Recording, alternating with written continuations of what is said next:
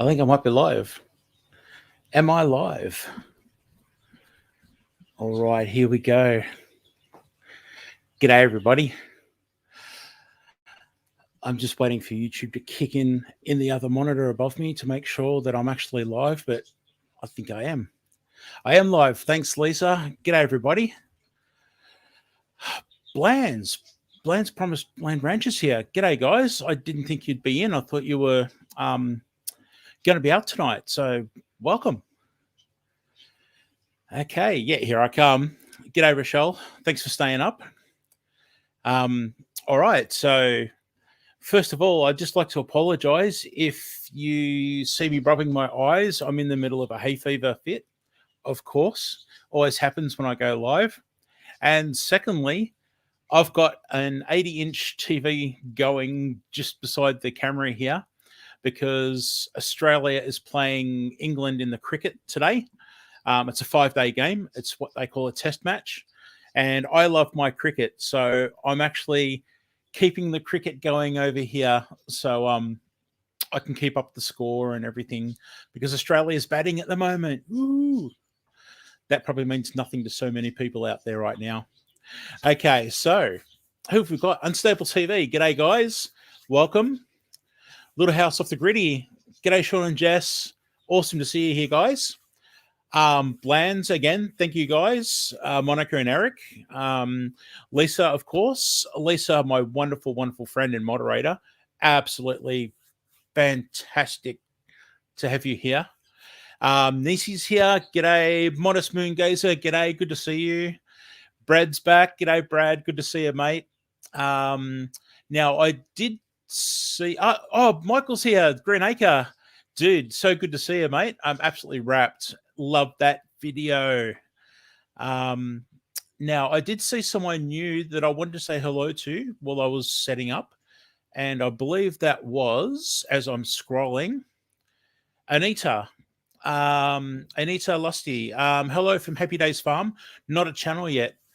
Very cool. Thank you for being here. Welcome. I think I might have caught up with everybody. I need to scroll down again. I'm so new to this, so please forgive me, anyone that hasn't seen me do this before. And Bo is here. G'day, Bo. Good to see you. Awesome. Homestead Family Reclaim just rocked up. Awesome. Welcome. Thank you very much for being here.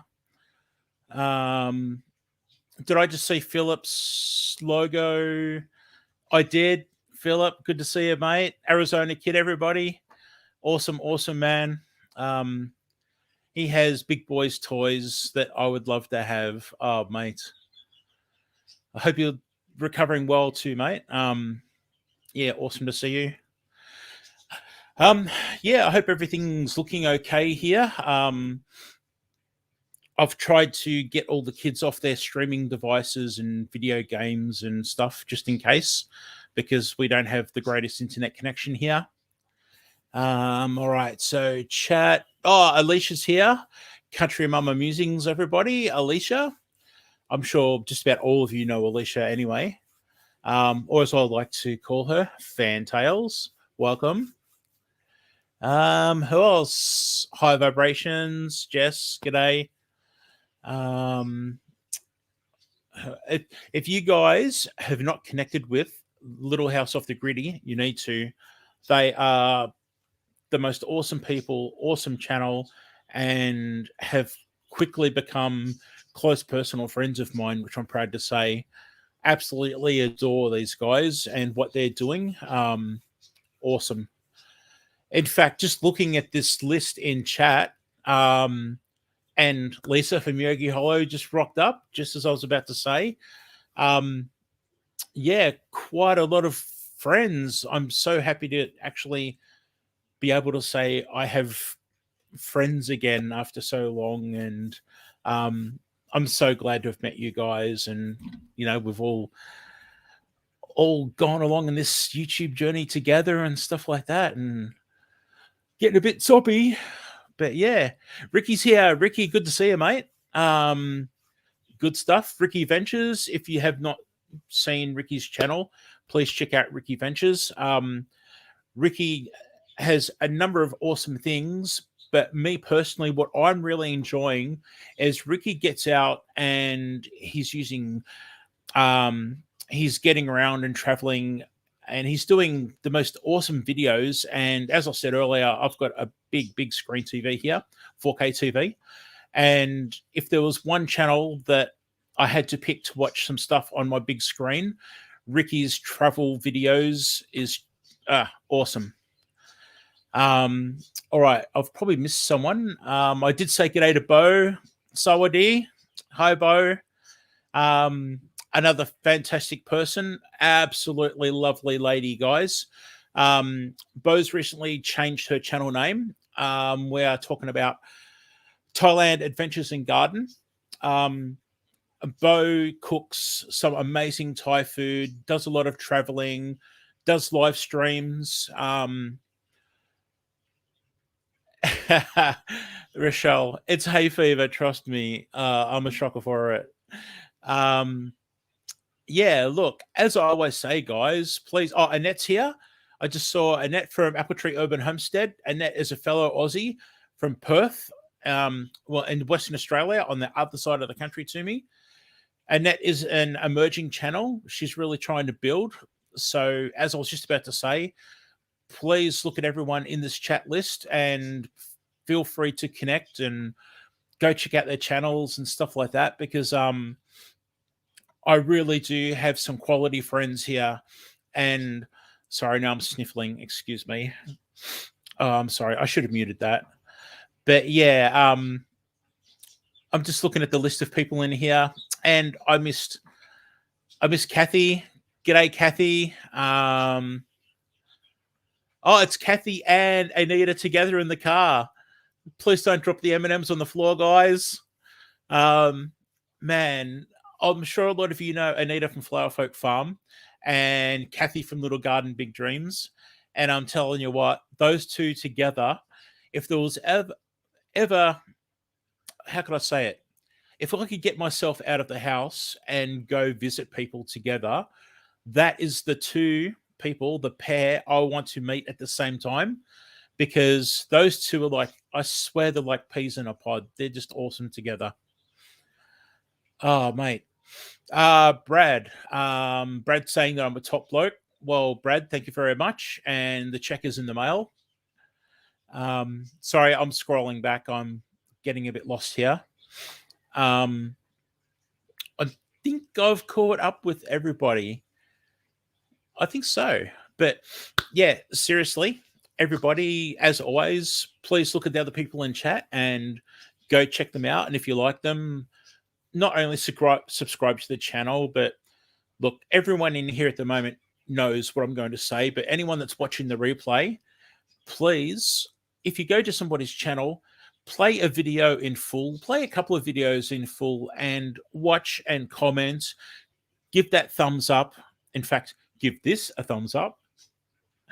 But what that's doing for anyone new to YouTube is YouTube's looking at these things to see if there's interaction and thumbs up and comments, and it really helps out the channel that you're looking at, just not mine. So when you visit, please consider that and help them out, because all of these people that have channels, they're putting effort into what they're doing, and it's great to get some really good feedback and growth and stuff like that. All right, now I need to say g'day to Down Under Small Veg Garden Diaries. G'day, welcome, another fellow Aussie. And I did see another Arielle's here, another fellow Aussie, another fellow Victorian. G'day, Arielle. I also missed, I'm sorry if I missed somebody. I know I missed Annette from the Cow Emporium. G'day, Annette. Another great channel, everybody. Please check out Annette from the Cow Emporium. I can't English very well at the moment, sorry. There's still people coming in. G'day, everyone. Lynn's Kitchenette and Leisure. G'day, everyone. Lynn's recently newish channel to me, and you need to check her channel out. Some really good content as well. Yeah, look, as I said, a lot of you know what I've said already, but for anyone that is new, it really is great to be able to give a thumbs up and comment and watch a video fully, watch it properly. That way it's going to help that channel out. And that's how you can support a channel. It really does help. Now, I did miss Run Rust Nikam, a very, very nice man from India. Namaste. Very good supporter of my channel, a long-time supporter. Always has many good things to say. And yeah, it's good to see you, mate. I appreciate you being here. Yes, I've just lost chat. I'm falling behind, but I did see Bo talking about Bo has a good community with Wayside Wade. Wayside Wade is another good channel, very good guy, and him and Bo are quite good friends. And they actually had Anita from Flowerfolk Farm on a live chat last week, and it was great. Really good interview, and it was fun. Sorry if I'm rambling here, everyone. It's just great to see you all, and I don't want to miss anybody. I genuinely appreciate you being here, and this is really helping me come out of my shell. And I was just saying to a medical professional on Monday, that my family and myself are just noticing a bit of an improvement in myself. Being able to come out a bit more and at least talk on this level live, it's a big deal for me, and it's a pretty awesome way to do it. I do appreciate the comments on my videos. Please comment on my videos. I love that. But to have this one-on-one backwards and forwards is fantastic. It's good. I'm so behind in chat. Sorry, everybody. So we're going back to I missed. Okay, so Green Acres talking to Blands. I'm just worried I've missed somebody. Anybody that's new to the channel and you see me looking up like this, I've got a 2-monitor setup. So I'm reading the YouTube chat up above, and I've got my StreamYard and it's stuff down the bottom here on this monitor. And you're in a camera in the middle, right in between. And I've got the cricket over here. Actually, no, it's I can't do it's that way. And out of the corner of my eye, I'm watching Australia come out to bat right now. So, hey, I've got the best of both worlds. I've got all you guys here, and I've got the cricket on the big screen. It's great. All right. So, Zombie Prepper. Oh, man, sorry. I know I did not welcome Zombie Prepper. G'day, Zombie Prepper. I'm so sorry. And Wayside Wade. There he is. Leanne, Mennonite Farmhouse. Guys, if you love your cooking, you need to check out Leanne at Mennonite Farmhouse. Leanne does all types of cooking and dehydrating. If you go back to previous videos, awesome dehydrating. If you want to see someone that has a great collection of powders from fruit and veggies, berries, check out Leanne's channel at Mennonite Farmhouse. Sorry, I'm just looking out the window then. I need to set up another camera eventually because the birds are feeding at the moment. So I've actually got a magpie and its baby that's the size of its mother. There's 2 native crested pigeons and 3 rosellas, a species of rosella, which are a native, like a parrot here in Australia. So yeah, maybe next time I can have a second camera set up for StreamYard, get it happening out there, and maybe I can pop it up on the screen at the same time while I'm doing this. Alrighty, I need to acknowledge. Okay, so Anita, the buttons, badges on my hat. This one here is just a zombie. I'm very much into zombies and that that particular. Well, I'm into zombies. I have my entire. I've got a 3/4 sleeve, and this is my wife and 5 of the 6 kids tattooed as zombies, and all of the pictures have a particular meaning in regards to that person. And for instance, this child here in this style of animation refers to this child that's very much into anime and manga and Japanese culture. And there's stories. We had a child pass away when she was born, so I've got her tombstone here in a graveyard, and so yeah, I've gone from a badge to that, but that's pretty much, I'm into zombies. And then the badge here, for anybody that's into video games, there's a series of video games called Fallout, and it's in a post-apocalyptic game, and the currency instead of money in the future is bottle caps from Nuka-Cola, which is, I guess, what that's closely looking like and named after. And my eldest is very much into art and creating things. And my eldest made Nuka-Cola bottle caps.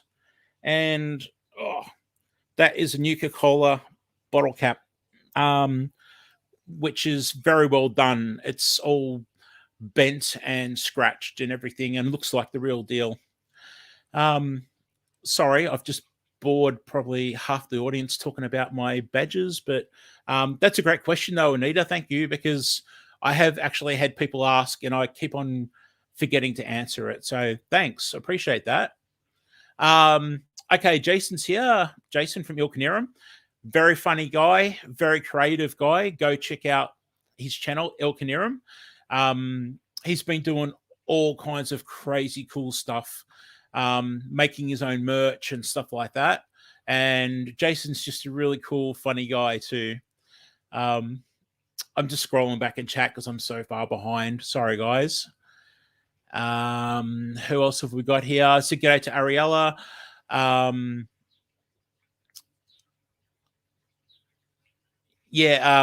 Zombie Prepper's name. I love it too. Just had the whole zombie explanation thing, so works for me. Let's go back and have a look.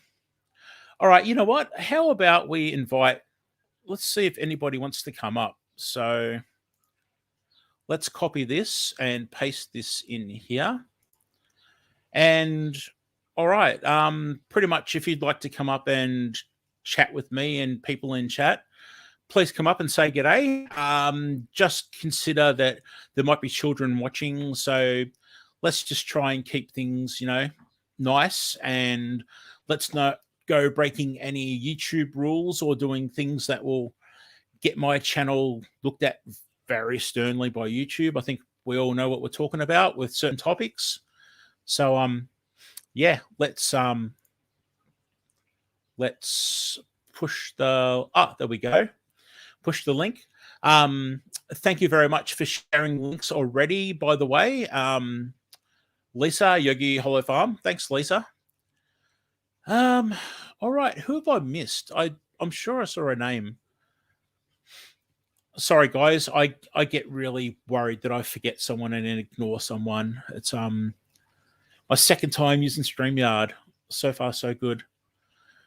I worked out how to get that ticker thing going down the bottom, so it's working.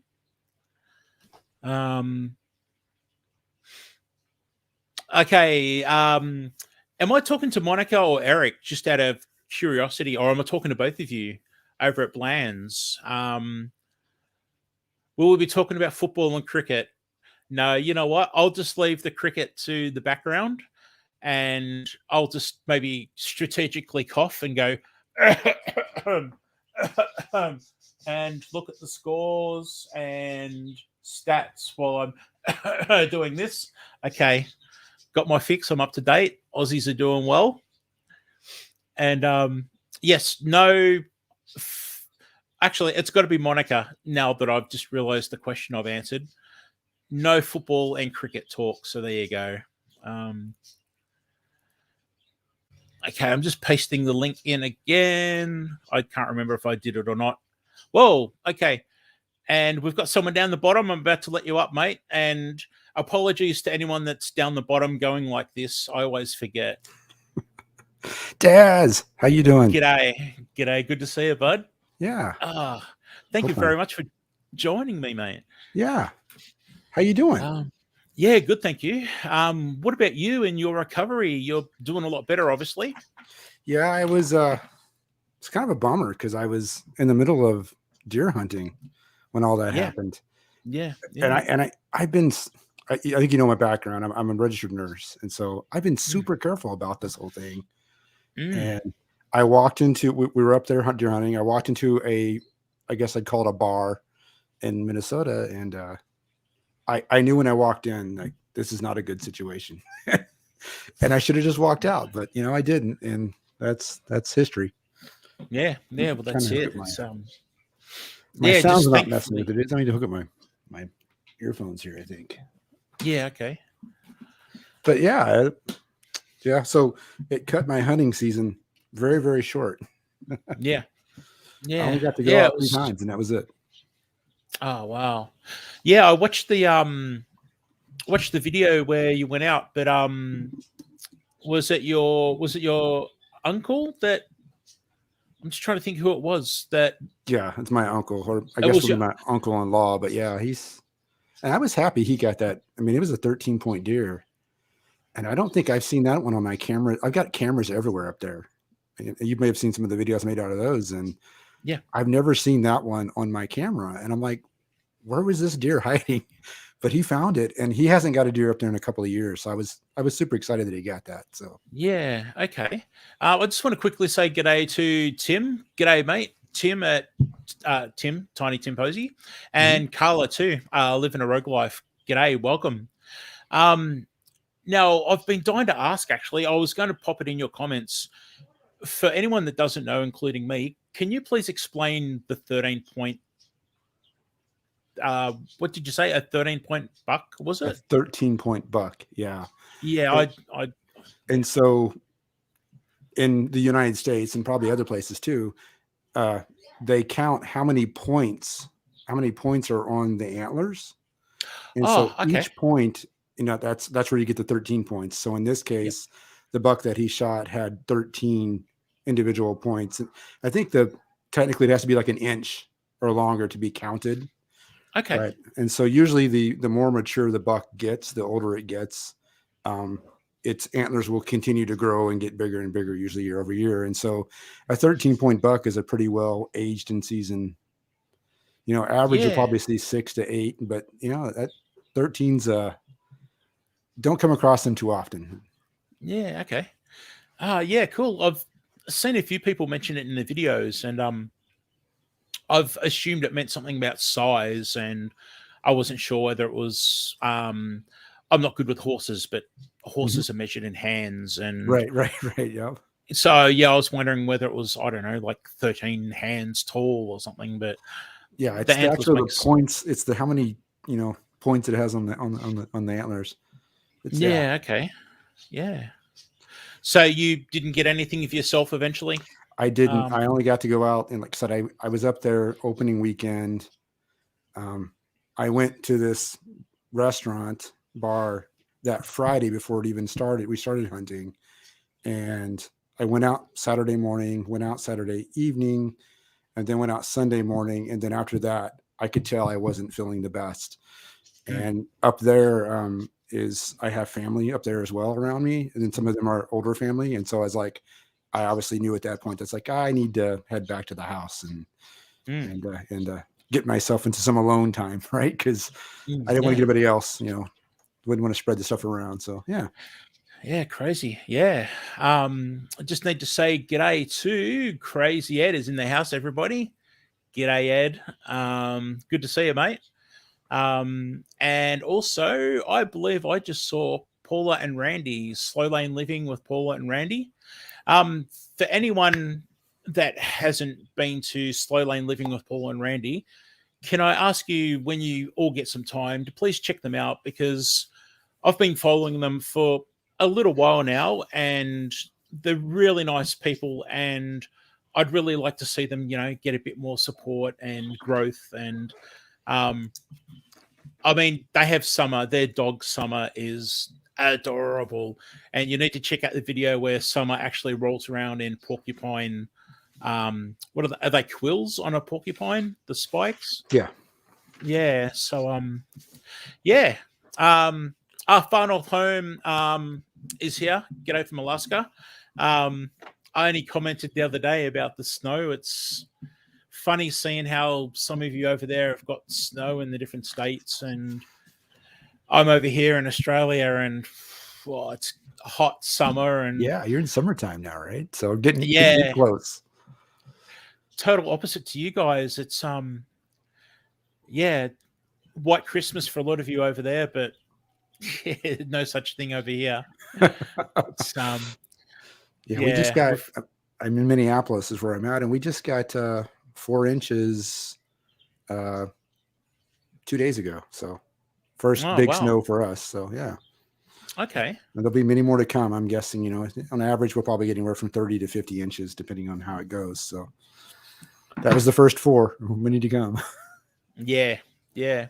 I just wanted to go back just for a second. I did notice that Philip, Arizona Kid, was saying earlier that he's never heard of a 13-point buck. Is that because is that like a rarity? Is it maybe? It is a little bit, because normally bucks antlers grow in pairs on each side. Okay. But in this case, the 13th point was only on one side, and like I said, it was only like an inch on that one side. So one side of the buck had what's 13 divided by 2? It was 6 on, or was it? Where am I at? Yeah, 6 on one side, 7 on the other. Yeah. And so we were actually making fun of him, and actually, well, I don't know, making fun of him. We were saying like, yeah, you could say you got a 7-point and a 6-point. Yeah. Okay. Very cool. Had to do math that's. Yeah, it's all totally new to me. Like we do have deer and deer hunting here in Australia in certain regions, and I've never been myself. I am a registered owner of things, but yeah, I've never actually been out. I'm as one of my kids says, my dad's good at taking care of paper. So yeah, and for I don't know what if it's whatever. Like, I'm not the best hunter either in the world. I mean, I it's more often that I don't harvest one than I do. So I mean, but I'm out there just for the fun of it, really. So yeah. I mean, it doesn't matter to me whether I get anything or not. It's just fun being out there. Yeah, and you're out there in the stand for hours on end, and you see all kinds of stuff, right? Animals and things, and so that's the cool part for me. Yep. And so when you guys all go out and hunt, you're wearing the orange, maybe a vest or a hat or something like that. Is that law? Is that a legal thing, or is it just personal safety? It is in Minnesota. I think it's a state thing. So every state has their own different versions of what the law should be. But to your point, I don't care what state I'm going to be in. If I was out deer hunting, or it's deer hunting season, even if I'm not out hunting, I'm wearing something bright orange, because I don't want to be mistaken, right, for a deer walking through the. And they even say that in Minnesota. Like if I went to like you were mentioning those state forest videos that I went and did earlier. There's times like that. If it's within the hunting season, I'm going to wear orange when I'm out there walking around, because I don't want to be, I don't want anybody mistaking me for something else that I'm not. Right. So. Yeah. Well, didn't one of your, was it Dick Cheney or someone that, accidentally got one of his buddies? I think that was pheasant hunting, or something like that. Okay. And when you do pheasant hunting, and I'm not an expert at pheasant hunting, but when you do it, you're usually in a line. And so when you're walking in a line, you need to be aware of your range of your muzzle, right? So you got to make sure you don't turn too far. And I think that's what happened in that whole incident. Was I think somebody they were in a line and somebody turned too far, and obviously he got hit by, because when you're using those guns, when it goes, it's a spread, right? Yep. So, but yeah, I think he got hit by a couple of BBs, I guess you might call them. I guess. Yeah. So yeah, that made the news over here. That was pretty funny. That's crazy. Yeah. How often does it's amazing how often our news makes it over there, but you don't really hear too much about Australia. Unless Sorry, go on. No, the only thing I ever heard about Australia was, with the whole stuff going on about not, staying put where you're at and not moving around and things like that. But otherwise, I don't hear too much about it. Although I've got a couple of buddies. Well, I haven't talked to them in quite a few years. I used to work with that were in Melbourne. So, that I worked with a couple of years ago. So, I just saw Donna's in the house. Everybody, let's say g'day to Donna. Nana's Crazy Life, Donna J. Griggs. See Midnight Farm in here too. Yes, Leanne's here. Yeah. Leanne's actually just done a video, which, hands up, I haven't watched yet, but it's sticky buns. And you can guarantee I'll be watching that one, Leanne. Don't worry about that. So yeah, got that one on the cards in my very long queue that's just getting longer and longer. That's the problem. I'm subscribed to so many channels, Daz. I can't watch it all. Yeah, I know. That's the problem. I'm really trying to come to terms with the fact that I can't watch everybody, and I've been really hung up over it for a while, and it honestly has been stressing me out because I just don't want people to think that I don't appreciate them because I've not watched a video in, a week or 2 weeks. Exactly. It's so hard because as your channel grows, you have so many other people that you're introduced to, and you want to check them out too, but there's still everybody else. But yeah, I guess we just all need to accept, all of us that have our own channels and create content, that it's going to take a while to get around to everyone, and we can't get around to everyone. So I've got my list of subscribers, and I try to go out there from once in a while if I've got downtime and go look at stuff. But yeah, I meet more people. I subscribe to more people that I'm interested in watching. And it's just, it's between that and, like you said, doing your own channel. And then, everybody's got their own personal lives behind the scenes that they're getting through. That's exactly right. I've got my family, and I've got my work, my real job. Right. So it's like, and just getting stuff done. Right. I mean, life moves on. Right. So it's a lot to keep up with. Yeah. Sorry guys, I wasn't crying about that topic there. For anyone that's just come in, I've got the hay fever. It's just, I seem to always get the hay fever happening when I'm on camera in front of people, and when you make videos, it's easier to pause and cut it out, but it's a bit hard to do that while I'm sitting here talking to Ricky and everyone else. Yeah. So it's getting close to springtime there, right? Because we're getting ready to hit the the official first day of winter. Obviously, that's the first day of spring for you. So summer. Now, or summer for you. Okay, so you're well into spring. That's right, because fall and spring would be okay. So what's blooming right now that would be bugging you? I think. Well, I guess I'm past all the fruit trees and stuff now. Mm-hmm. Actually, I'm just looking outside now, and it's mainly I've got some flowers going for pollinators. So I've got is it trees? Is it grasses? Is it? For me, it's a bit of everything. It's a lot of grass. We have a lot of rye grasses, and I'm right next to the forest and the bush, so I've got all kinds of grasses. And, native trees with the pollen hanging from the flowers and stuff like that. And so, it's just but it seems to be an all year thing for me. Anyway, I don't is for rubbing my nose and just apologies everyone for the rubbing and crying or whatever you want to call it. It's all good. So in regards to the seasons, we're essentially the total opposite to you. So 6 months Yep. So yeah, if your winter just started, I assume your winter started the first day of December. Is that how it works?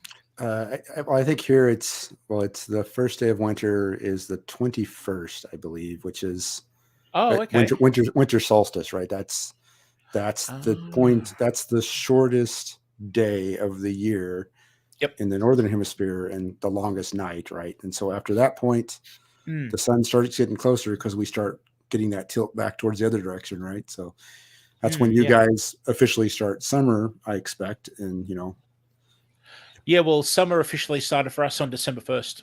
okay, So yeah, we're a good week and a half into summer now. okay. Yeah, and it started off hot. Far Yeah, north home, Anifa. Who's that? I'm from Minneapolis, and they're asking a question there. I saw. Sorry. oh no, you're right, mate. They're up in Alaska, and Okay. yeah, they actually had a video just recently where um, they're in like a motorhome trailer. I'm not sure what you guys call it, and everything froze on them. And yeah, so for anyone that hasn't, check out their channel, and you will see that video and many more. Um, This is so some yeah, snow up there. but yeah, it's unreal looking at the snow. It's obviously, for me, it's a fascination because it's not something we need to travel to a couple of mountains here um, in the snow season for maybe a couple of months of the year. That's it. So for me to see you guys have snow, it's like, wow, that's great. I wish I had it. But excuse me, for the gardeners out there, I'd imagine it's a real pain too because things freeze over and you just can't do much. And Yeah, I mean, there's definitely I guess, maybe a fall growing season, maybe down south, but no yep. fall growing season in Minnesota. So Mm, yeah. I expect in Alaska, it's probably even shorter, right? I mean, you probably get a good 4 months of good, probably growing time. And I'm not a gardener, so I'm not an expert Yeah. at that at all. I actually might try gardening next year, but just to get my hands dirty into it, get my Yeah. hands dirty. So I just wanted to just acknowledge that. Oh man, you know what? I've just lost it. Down under Small Veg Garden Diaries confirmed for me that Australia goes by the calendar month with the start of the season. Mhm. So yeah, the first of the month for us. Okay. Um, yeah, and Kathy, who's in Victoria, my state, is saying stupid weather here. It's funny. I was just talking about how hot it is in summer, but it actually just rained before. So yeah, it's a bit up and down at the moment. Okay, Little House off the Grid. He wanted to know what the average temperature is there during summer. For me, I'm in northern Victoria, Mhm. in the north of my state. So I would say the average temperature would be in the 30s, which I believe Celsius. So in Fahrenheit, I'm guessing that's probably That's pretty a hot. high 80s, Yeah, I think, in Fahrenheit. probably. Yeah. Um, and then at the peak of summer, we'll get multiple days in the 40s, which I believe would be That's in the probably hundreds for us, probably. I think 110, Yeah. 115 odd in Fahrenheit. And yeah, we'll get some absolute scorches, as we say. And man, it's not just that temperature, but it's also the sun really does. You can feel it on your skin. You can really feel it burn, and it's not That's pleasant being out that's there. crazy. Like, how close is Antarctica to Australia? It's not that far. Yeah. New Zealand's a lot closer than we are down south. Yeah.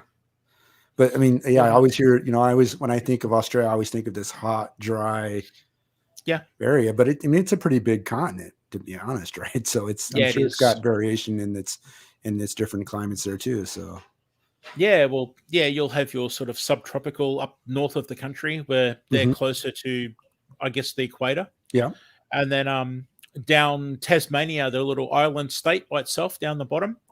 They're the ones that will get snow and rain, but they'll also get some scorches too. It's not uncommon for them to, get really hot, extreme weather during summer every now and then too. Now I just Great. wanted to say hello Yep. I've missed a couple of people. Sorry, guys.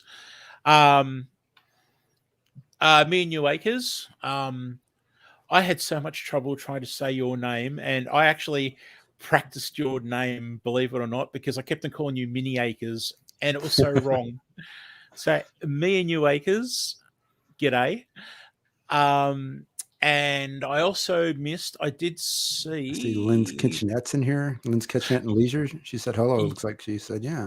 Yep. Oh, Black's Tropical Homestead's here. Yeah, I see them too. Yeah. Hey, Black's Tropical Homestead. How you guys doing? Yeah, look, if you guys have not been to Black's Tropical Homestead, that is an awesome channel, and Yeah, they do awesome live streams too. Charlene Hill, g'day Charlene, good to see you. Sorry, I'm just going to scroll back because I'm sure there's some questions. Little Garden, Big Dreams I see in here. Yeah, that's Kathy. I see Charlene Hill, the Cow Emporium. Yeah. Sorry, guys. I'm just trying to read back and so you know what, does anybody have any questions in regards to wanting to know me better? Like, I don't know, like my career, I don't know, just I sort of wanted to use this day today as a chance to get to know you guys, but also for you to possibly, I don't know, get to know me. I mean, I don't know, do I like licorice? I don't know. Farm and HVAC's in here. Hello, Farm and HVAC. Yeah. Oh, I got a question. Freddie. I can ask you questions, but hey, I'll let the audience ask questions, I think, first to see what they got. One says, are you Aboriginal? What does that mean, Daz? Aboriginal? Yeah. No, I'm not. Aboriginal is Indigenous Australian. Okay. So no, I'm not. I believe my wife Hayskin Farms has some Indigenous Australian in her family somewhere going way back, but no. I guess I don't know if a lot of you people in America know, but Australia was colonized as a penal colony. That's what I always think of. Like, yeah. The UK sent all their prisoners there, right? Yep. So, yep. Our ancestors in England thought it was, you know what? You're all a bunch of criminals, Daz. Yeah. Let's chuck all the bad ones on a boat and ship them to this new country we just found. Right. And yeah, so my heritage on my mother and father's sides goes back to Irish and Scottish. Okay. So yeah, my brother's done research more deeper into it, and it actually looks like we come from actual settlers rather than convicts themselves, by the looks of it. Okay. So somebody asked, Higher Vibrations asked, what's your favorite nut? Oh, my favorite nut? That'd be Ricky. He's crazy. Oh no, sorry, you mean like peanuts? No, it's got to be macadamia. Macadamia. A lot of people think they come from Nutella, right? That's what it is, right? No, they're hazelnuts. Oh, that's hazelnuts. Okay, yeah, okay. Yeah. Macadamia is it's a native Australian nut. Very expensive because of the time it takes to harvest. It grows on a tree and it's in a big encasing. You got to pull it apart. It's kind of I think Yeah, white, round. They're firm, but when you chew them, it's almost a soft texture as you chew them as well. But anyway, macadamia, and I've actually got a couple of trees growing here, which, man, I can't wait for them to mature. And how long does it take? I believe it's about 7 to 10 years. Wow, that's a long time. Wow. Yeah. You got to plan that one ahead, right? Yeah. That's one of those ones where I used to say, you know, I'd love to have a macadamia tree, and I never did it. And then, obviously, the longer you put it off, the longer it's going to take. So that's what I always say. The best day to plant a tree is 10 years ago and today. That's it. So finally, what is Me and New Acres, what is the best comment you've ever received on YouTube? Wow. I'm scrolling through to see what the questions are, but yeah, go ahead. You know what? There it is. Mini Acres. To be honest, I think it's usually where not one in particular, but the type of comment is where someone's actually thanked me for helping them with something. That's really cool. When I make my cooking videos or gardening videos, some of you've probably seen that I try to throw in, like, rather than say, throw the garlic in the pan and stir it around, I will say, put the garlic in the pan, but make sure you don't burn it because it will go bitter.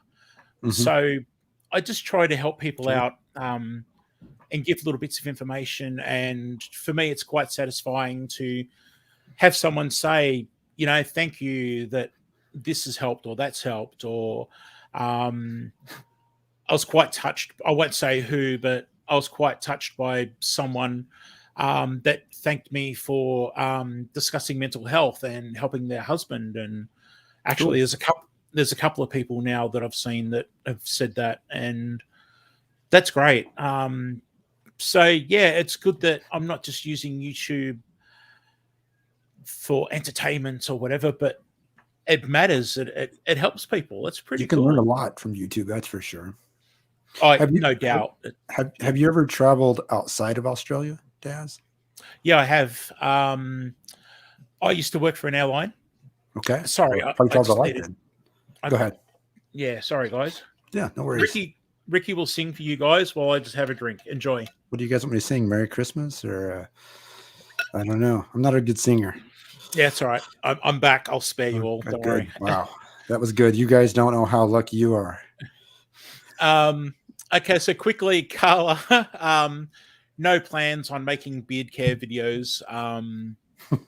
No, not at all. Oh, thank you. Leanne's just mentioning that she loves you. Kathy's awesome. But yeah, Leanne's just saying that my first comment on her strawberry powder video was encouraging. Thanks, Leanne. That's great. And I appreciate what you do, Leanne. That was as I said earlier, for anyone that, and when I say Leanne, I'm talking about Mennonite Farmhouse. Leanne's videos are fantastic, and her dehydrating is spot on. Quickly, I just want to say g'day to Cindy Target. I have seen you. I'm sorry. And I do believe I saw MT Homestead. G'day. Yep. MT's in the house.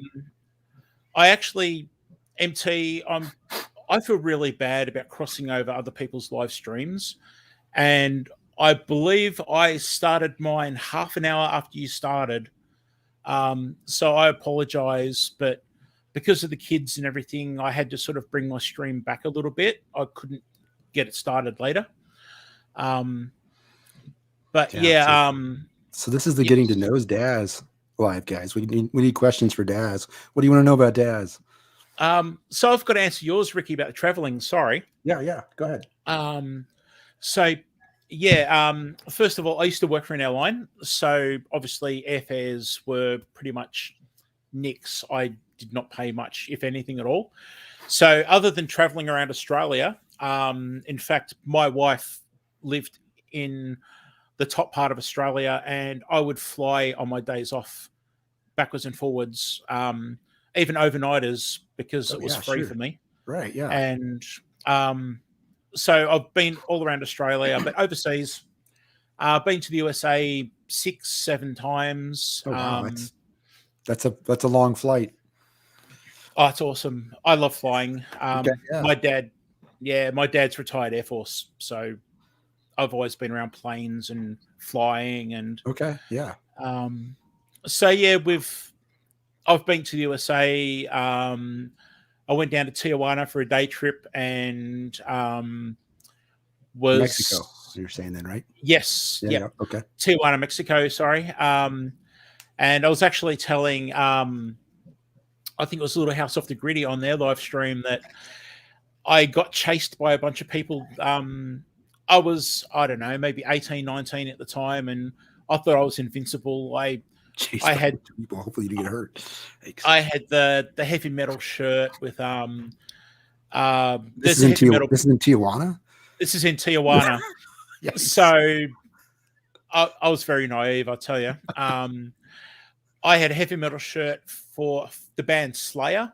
Yep. I know Slayers. I like Yep. Slayer. I listen to Slayer. Yeah, and I think it was called the Root of All Evil t-shirt, and it's got this big green demon on the front.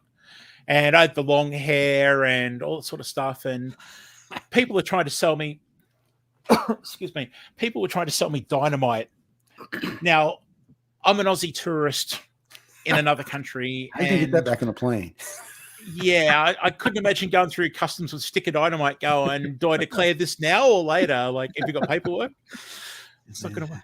But instead of just saying no thanks, they were very persistent and they wouldn't leave me alone. And me being young and brave and naive, put up a bit of a front. And long story short, I was chased down an alley and down the main street. And yeah, luckily, yeah, yikes. I managed to get out of it eventually, and the police actually helped, which was great because I've heard really bad stories about the police in Mexico.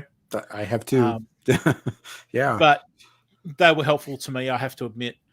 But yeah, so I've been to Tijuana for the day, USA, and then I've been to Hong Kong. Obviously, back a little bit closer to you there, right? Hong Kong is so. Yeah. So that was back before it was handed back to China by the English. Okay. Because I don't know if many people know, 8 years ago, maybe now. Yeah, about that. Probably. Yeah. For anyone that doesn't know, Hong Kong was pretty much like a British colony. It had links to England. It was and ran government-wise and everything, right? By him, right? Yeah. So technically, it was handed back to China, as Ricky said, maybe 8 or 9 years ago. So that was good to get over there, and we got to see a set for a Jackie Chan movie where they had the trampolines and the cranes with the wire and everything, and that was pretty awesome. I've been to Singapore, lived in Malaysia because my dad was in the Air Force, and the Australians had an Air Force base in Malaysia. Yep.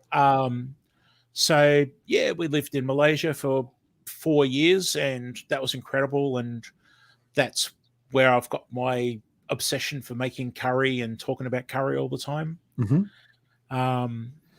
Yeah, look, I'm ignoring chat. Sorry, everybody. Somebody asked how old you were. I think I saw in here. How old I am? I'm 51. Yeah. There you go. I think I saw that question. What else was in here? Yeah. Jackie Chan, awesome stuff. That was really cool. I'm just going to. We need questions for Daz, guys. I was looking for more questions. Yeah, I'm going to pop in a link again for anyone that wants to pop up. Yeah. You don't have to, but please feel free to join Ricky and myself. Do I have any professional training in cooking? Or are you natural? No, I'm actually a qualified chef, Carla.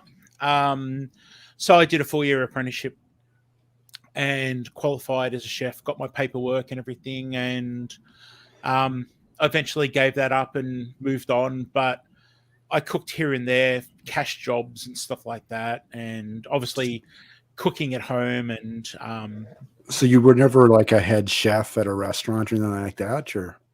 I was what they would back then they called I progressed from an apprentice up to where I worked. I worked at an airline where I looked after. I was a specialist chef. I think I cooked specifically for royalty and movie stars. That's cool. Famous people. So who's the most famous person you cooked for? Oh, gee. It depends what. I don't know. I mean, I guess I popped popcorn for Michael Jackson. I like to say that. That's cool. That's awesome. Some of them are so funny. Like the most basic things like popping popcorn for Michael Jackson or squeezing lemons for Luciano Pavarotti, the opera singer. He wanted to protect his vocal cords. So he just wanted freshly squeezed lemons instead of a meal. But then Red Hot Chili says she's got lots of questions in here. I didn't mean to interrupt you, Daz, but I'm going to see if we can find her questions. Yeah, so, cool. Yeah. Michael Jackson. What? I'm sorry. So you were saying what? Who else? I'll see if I can find trash questions in here, or you can look too. This is your chat. So no, Ricky, thanks. I'm really bad at reading chat, and I'm trying to get this whole look at the screen and talk thing happening. But when did you meet the love of your life? Is what Country Mama Musings asked. Okay. Oh wow, we've been married 24 years now. Just gone 24 in October. Congratulations. And thank you very much. Still going strong. Very happy. Very, very awesome lady, and could not ask for a better mother to my children. And she's awesome. But I actually, believe it or not, I met her online. It was so funny. We were part of it was like a chat site in America where you talked about TV. I was back in the days where you couldn't, say, download TV shows and stuff. This is crazy. You would get people to send videotapes over from the USA, and we have a different format to you guys, so we'd have to have using beta, right? No, we have PAL, and you guys have NTSC. Okay, yeah. Yep. So we'd get like the X-Files episodes recorded off TV and mailed over to us. And so we were part of a website where we went and chatted about the X-Files and stuff like that. And because she was a fellow Aussie, I would ignore her because obviously you get people, try and hit on each other and stuff like that. And so for quite a long time I ignored her, but then oh man, you ignored her for only so long. Well, what happened was Escape from LA, the long-awaited sequel to Escape from New York with Kurt Russell came out. Mm-hmm. And it wasn't that great. But anyway, that got us talking, and we both really wanted to see it. And we started talking about that, and it progressed to... The rest is history, huh? Yeah, and like I said earlier, because I work for an airline, it was like catching a bus. I'd jump on a plane and in say an hour and a half, 2 hours. So what year would you say this is? Was this in which you met her and was on kind of on the internet before the internet maybe existed? Oh mate, well it's got to go back 26 years. So what's that? That's what are we now? 90s? Late 90s, I guess, mid to late 90s. Okay, so funny story, Daz. I also met my wife on the internet before the internet existed as well. Okay. I lived in Oklahoma and she lived in Minnesota, which I'm obviously here now. And we met each other. We were both going to college at the time back in the early 90s and met her on a chat program like you're talking about. And the rest is history. That's awesome. Yeah. So, like we had the internet back then, but it was so basic and there was only so much you could do, and times have changed. Rogue Life, Living a Rogue Life asks, boxers or briefs? You forgot the third option of nothing at all. I think it's, I won't say what it's called, but yeah. I won't say that. Well, I don't know. I don't know. I'll say it. Over here, we say going commando. Over here, that's a way to say, I've also heard it called free balling. Oh, there you go. That's, we have that. That's, Joy Bless Life's here. Excuse me while I just have a drink. Yep. G'day, Joy. I did see RV Weekends is here. G'day. Sorry, I'm really behind on chat. Sorry, I did ask everyone for questions, and of course, I'm not reading chat and looking at the questions. I'm trying to pick them out. Yeah, Ricky's been saving me, that's for sure. I'm trying. What else we got in here? So getting back to Carla, I'm a professionally trained chef, and you don't lose that. I guess back when I was a chef, I didn't like to go home and cook because I guess with a lot of people, you don't want to go home and do your work when you go home. But definitely since not doing it anymore, I cook a lot more. Okay. Leanne, too much information. Thank you, Leanne. Mennonite Farmhouse. That's what I would say. I didn't want to say it, but Dad urged me on there a little bit. So, there's some other questions here. Maybe I'm just missing them. I think I have the same problem you have, Daz. It's hard to watch the chat, and yep. it's like when you're talking, I'm thinking, and I'm like, I guess I can't read and talk at the same time. Maybe that's my problem. Okay, I need to say sorry, Brenda. I did miss you. I'm so sorry. Brenda Baker's in here. We got Brenda RV Weekends. Yep. And also Mike, Marino's Mysteries is here. G'day, mate. Hey, I want to just ask everybody, hit that like button while you're here too. That'll help Daz out. Thank you very much. Thank you. Thanks, Ricky. Yeah. I got a question from Carla again. Favorite thing to do to relax? Wow, that's you know what? Probably watching sport. Oh, actually, watching sport. Excuse me. Australia 1 for 35 off 40 overs. Warner's 64 runs. Labuschagne's 58. Wokes is bowling. I wasn't watching TV at all, guys. Not at all. What's your favorite sport then? Like football? Formula One. Oh, Formula One. Okay. Absolutely love my Formula One. Don't get me started on it. I'll sit here and talk about how there's only one race to go and there's two people fighting for the championship next week, and I can't wait. I used to watch, what was it? The Marlboro car. Who was the group that owned that? This is back in the 80s. They there was the Pinsy car too, right? By the Pinzo. McLaren was Marlboro in Formula One. Yeah, in Formula One, I'm thinking, right? Yeah, I used to watch the stuff on Sunday mornings with my uncle. Okay, back then that would have been like Alain Prost and Ayrton Senna and those guys. Mario Andretti, that's who I'm thinking of. Oh, Mario Andretti? Yeah, okay. Yep. That's who I'm thinking of. He drove that car, didn't he? He drove the Marlboro car, I think. Was he that or maybe? I think. Yeah, I think that's who it was, yeah. Yeah, I'm pretty sure Mario Andretti drove a Marlboro car. I'm pretty sure back in that day. I just saw. Did I see Emma, Sonny's place? Yes, I did. G'day, Emma.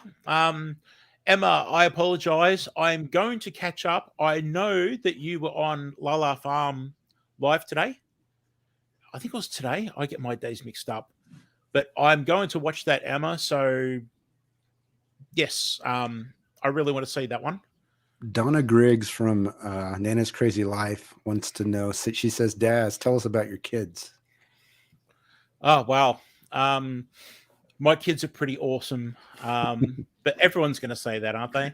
Right. But, yeah, the kids range from, don't get me started on birthdays and names and stuff like that. I'm hopeless. But the youngest is, let's say, 8, and the eldest is 22. Man, I'm old. And a couple of them. 8. Sorry, you said 8 is your youngest? Yep. Oh, wow. 8 up to 22. 22. Okay. Yeah. So a couple of them are special needs. One is high functioning autism. Okay. I think that's how they say it. And the eldest has only just as an adult, only just in probably the last year or so being diagnosed as autistic.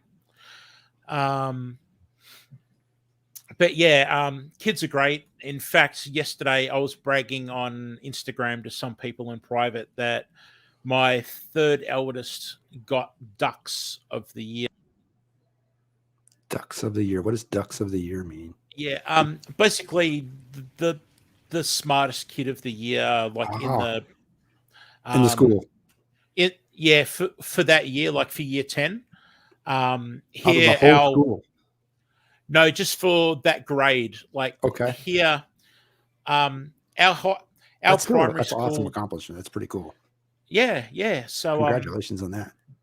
That was pretty cool. So yeah, that child is in year 10. High school is year 7 to year 12 here in Australia. Okay. And yeah, they pretty much just many nights of study, and I would walk out and they'd be sitting on the floor with a little table on the ground and watching Netflix and doing projects and studying. And hey, you know what? It worked. Good on them. Couldn't be prouder. We got So, JT Farms is in here, and we've got Sunny's Place. Sunny's Place says you're not old, Daz. thanks, Emma. JT, g'day. Been a while since I've seen JT Farms. Thank you. Yeah. Good to see you all, everybody. Yeah, so I don't know. That's my kids. I mean, it's good fun. We're a very unconventional family where we randomly eat separately and in different rooms and at different times, and we're not Sounds like my family. Sounds like my family. Yeah, we're not the typical family. Say 6 p.m. we all sit around the table and eat dinner. Quite often, someone will take their food to their room, or we don't mind. We're so relaxed in this house, and maybe Same because here. it's so yeah, and because we built the house to accommodate everybody, but I guess because we have our own space and we're still around each other so much, it's no big deal if someone goes off and has dinner by themselves or something like that, because we're Usually around each other all the time. Usually my wife and I will sit down at the table because we cook the meal, but Yep. kids will come and go. Like one will come and grab something, go to the room. Yeah. And like today, I'm here with you, and I think my youngest is probably watching Netflix on her iPad, probably sitting on the couch next to my wife, and she's probably watching something on the TV, right? So, and then my other son's probably upstairs playing computer games, right? So they're all kind of doing their own thing. So, yeah. I'm just trying to read some of the questions. Is my beard naturally white? Yeah, my beard is all natural. Yeah, my hair up here, which I do have hair, everyone. It's tied back in a ponytail and looking very yuck at the moment, is black with a bunch of grays. But yeah, for some reason, my beard decided to go Gandalf on me. So, as I say to everybody, Gandalf, yes, very Gandalf. It's a sign of wisdom, everybody. It means I'm very wise. So, how long have you been growing that beard out, Daz? It'd be 20 years now. I never used to have a beard, and when my little one passed away when she was born, sorry to hear I started. No, thank you. I started growing a beard, sort of, for me, as like a memory of her, and it just kept on going. And yeah, it's been 20 years now since she passed. And do you think you'll ever cut it at this point, then, or you think it's never coming off? It's never coming off. That's awesome. I grow it for her. It's a thing that sort of, for me, inside my head, it keeps me thinking of her, and I guess I'm used to it now. I mean, I don't know. Now, other questions I did see. Alicia Country Mama asked, who are the Formula One drivers who were brothers? Can't remember. Is that the Penske team, or is that not the Penske team? Excuse me. I don't know if it was or not. I don't know who the brothers were. Oh man, I've gone blank. I can't think of brothers. I can think of father-son combinations, but I think that's Mario Andretti's in that category. I think, right? Doesn't Mario Andretti's son was racing? Michael. Yep, okay, Michael had a very big career. Alicia, I will get back to you on that one because I can't think at the moment. Now, I did see a question from Carla.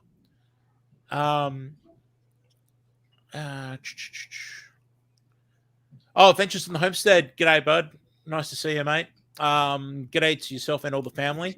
She was a Peridian Brothers. Oh, she's thinking of drag racing. Okay, never mind. So, what was the question? Okay. I think, Carla, what do you do for a living when you're not being a YouTube celebrity? Right. I don't. Carla, I've got.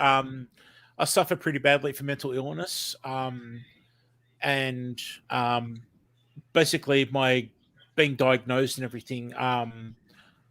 I lost my job. I'd been with the company for 20 about 20 years, and because of trauma and stuff like that, I stopped leaving the house and going out and rah rah rah. So yeah, unfortunately, I pretty much live within inside my house or my backyard. I have a fear still of going into the front yard and stuff like that. So I don't have a career anymore or work. It's pretty much just trying to take every day as it comes, and trying to do this, trying to engage with you guys. And as I said earlier, this is why today is about.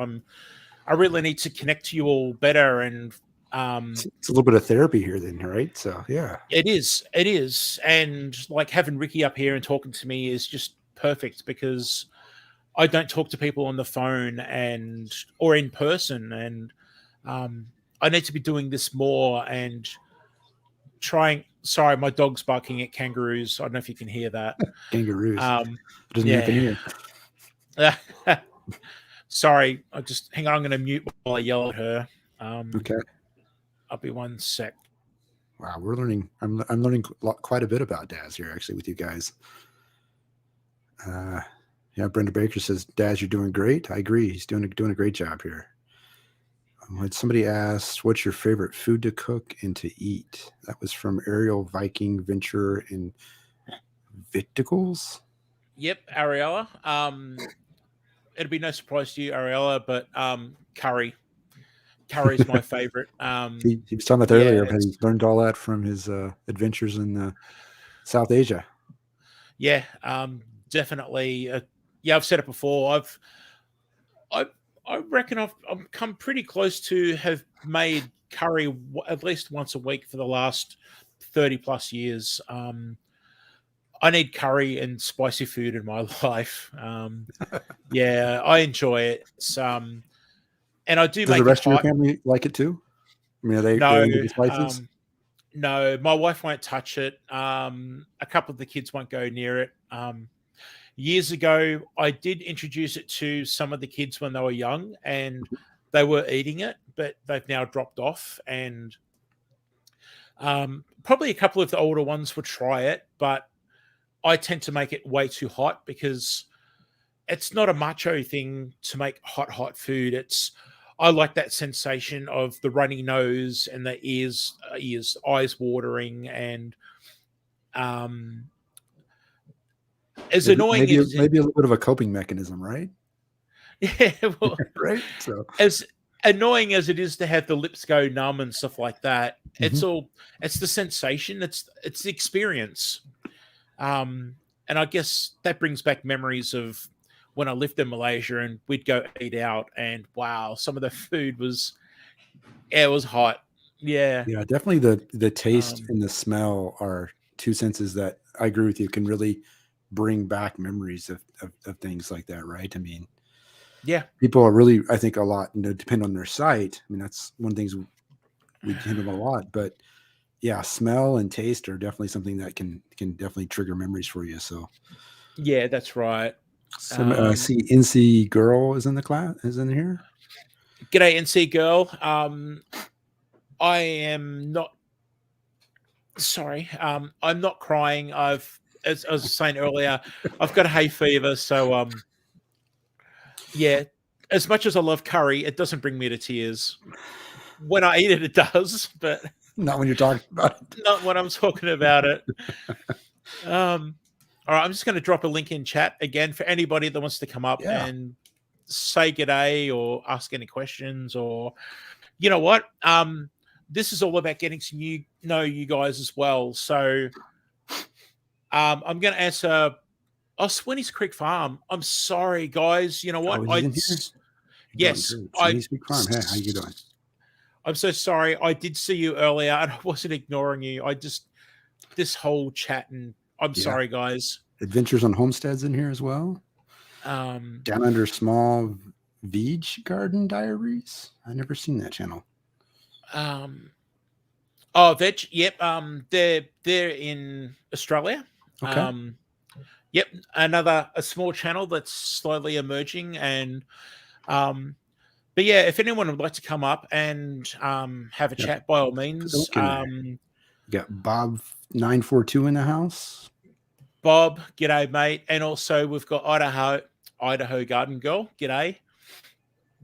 But if you'd like, anyone would like to come up and actually talk about their channel and themselves, please do, because I'm trying to not just share stuff about me and make it all about me, but I want to know you guys. And I'm actually about to ask Ricky if you don't mind, if I haven't put you on the spot, if you'd like to just tell everyone about your channel and your content and maybe what your plans are. And I'm good with that. You know, the channel is my name. It's Ricky Ventures, and it's really just me about going on adventures and doing adventures, and oh my goodness, I guess adventures with life, really, right? From that matter. Yeah.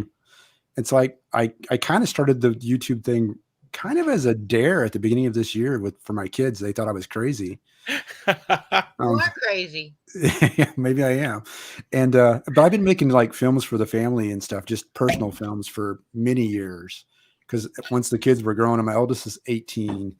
Once she was born, I started filming everything about life with her. And then I've got 2 more kids. So I've been doing films for a long time, but then I thought, hey, let's try the YouTube thing. And it's nothing like I thought it was going to be, Daz. This has turned into, I thought it would be like make videos, post videos, people watch it. That's not what's going on. I've met so many great people out here like you. And I've met all these new people that I talk to. But like I said, I've got hundreds of channels that I'm subscribed to now. I can't keep up with it all, but that's really kind of what I just kind of got into for fun. And now I'm filming my adventures in life. I go out and I've got 120 acres of land in northern Minnesota. And so I'm now the primary caretaker of that land. My father-in-law passed away at the beginning of this year. And so I'm sorry. You know, it's a circle of life. So, yeah, you know, it's sad, but it's how it goes. But so I'm the primary caretaker of that land now. And so I'm learning about just how to take care of that land a little bit too. Like I'm using the tractor on the land now. I've been driving the tractor for a couple of years doing some stuff, but I found all these implements and stuff that he had, and I can kind of see some of his visions of what he wanted to do with that land. And so I'm trying to implement some of that stuff. And then, as you know, I'm going on hikes and doing things like that, and just having a good time and filming it and putting it out there. And if people can learn something from it, or if they can get some enjoyment out of it, you know, I'm all for it. Right. So, yeah. Well, I have to say, since I started watching Ricky, that I've actually seen you kind of come out and you're becoming more and more of yourself. Whereas at the very beginning, when I started watching your videos, you were like, why am I doing this? You were kind of laid back, you know, and now it's like, and it's kind of a running joke and don't take it wrong, when I'm always saying, is your hair up or is your hair down? You know, but yeah, I've seen you grow just in the short time I've been watching you. Thank you. So, and it gets more, the more relaxed you get, the more enjoyable it is to watch.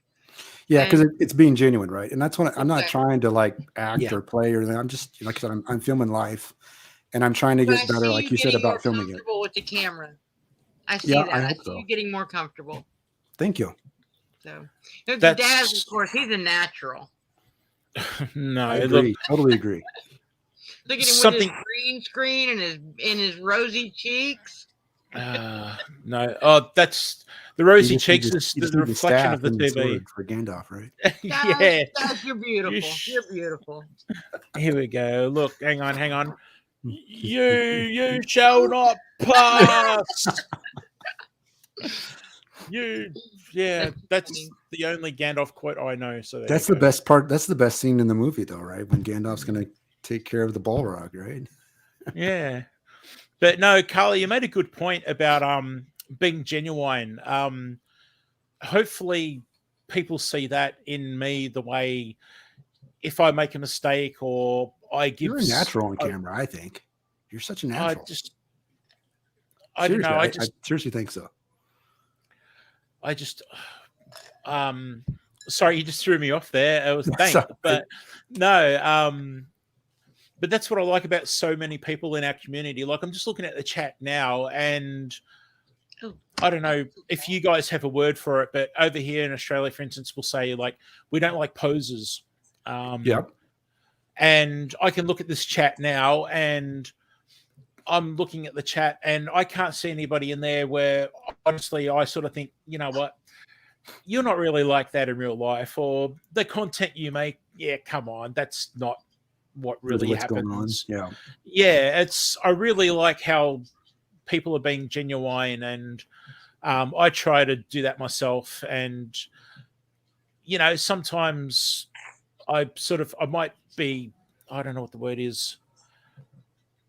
I can't think of the word to explain myself. But anyway, I do appreciate everyone being genuine and down to earth, and hopefully I project that as well. And yeah, it's great. It's as we've said many what I times. get from you, Daz, is that when I watch your channel and I watch your videos, now granted I haven't followed you for but a few months, but what I really get from you when I see you is you're a people person.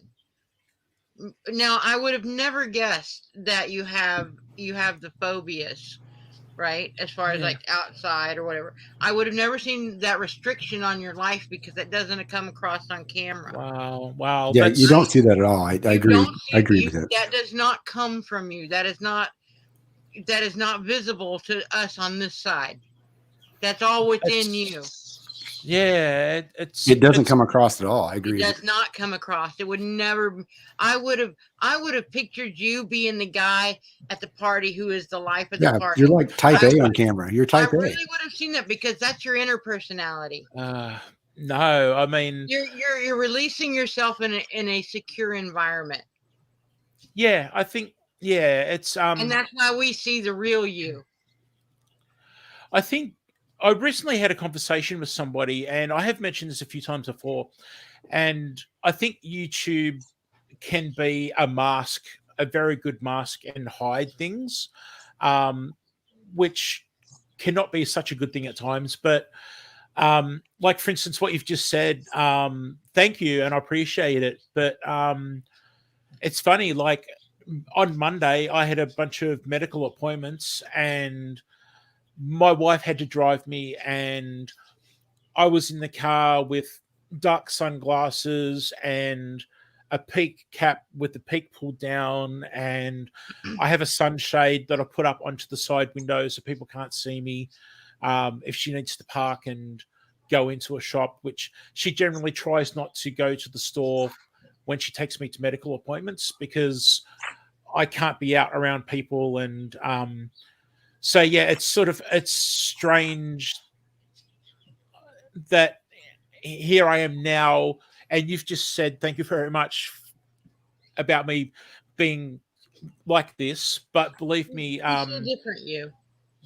Yeah, that's it. And unfortunately, you know, I think YouTube being a mask can how do I explain it? It's hard.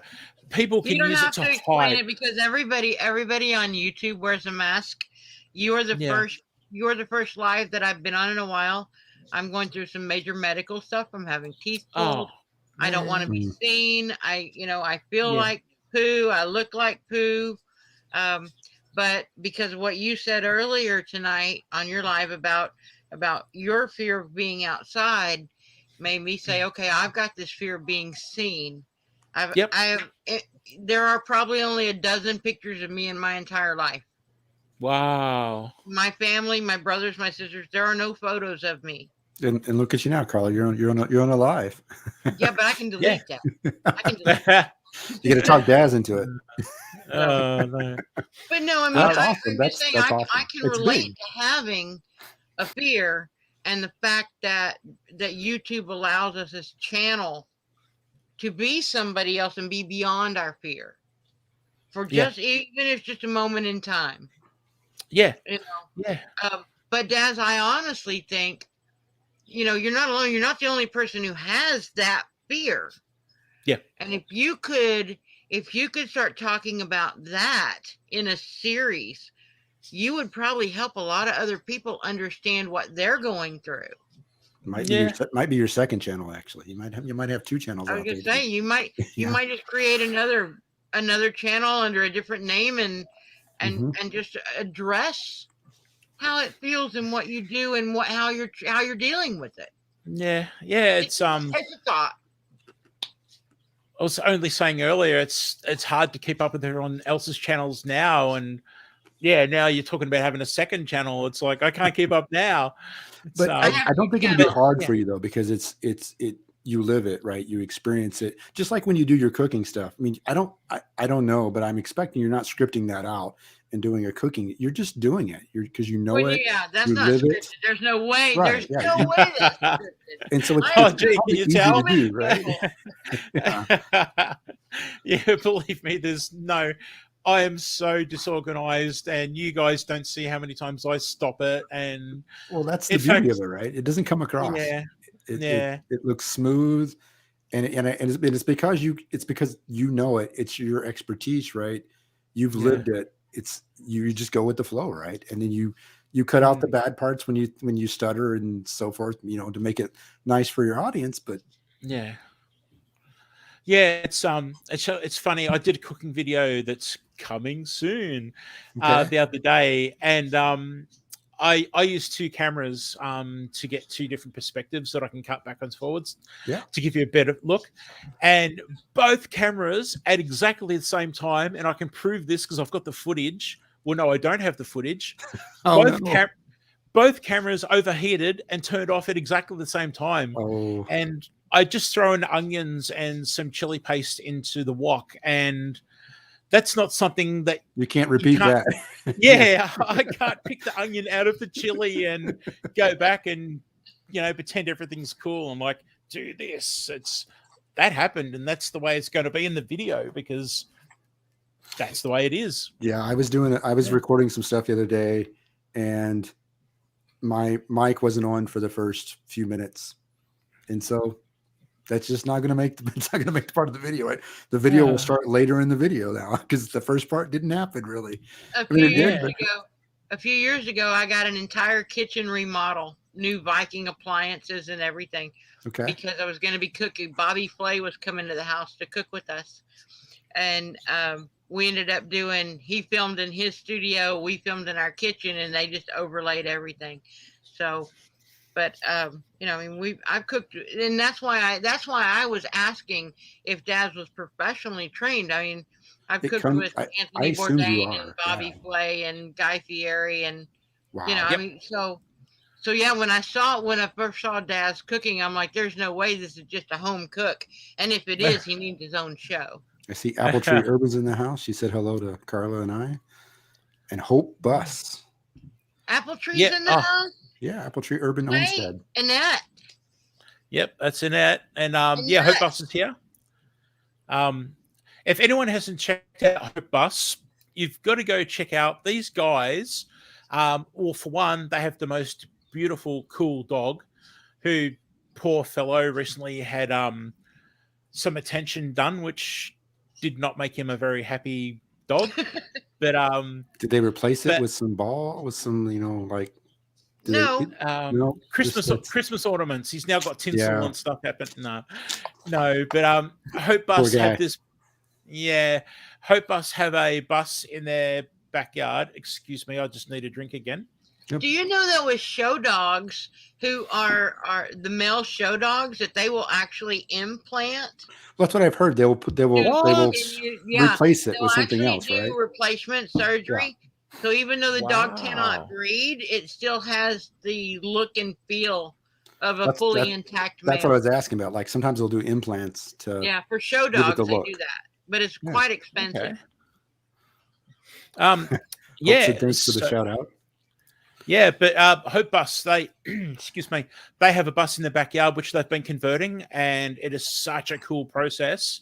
And like these guys, they're doing a really cool job. So yeah, go check them out if you haven't already.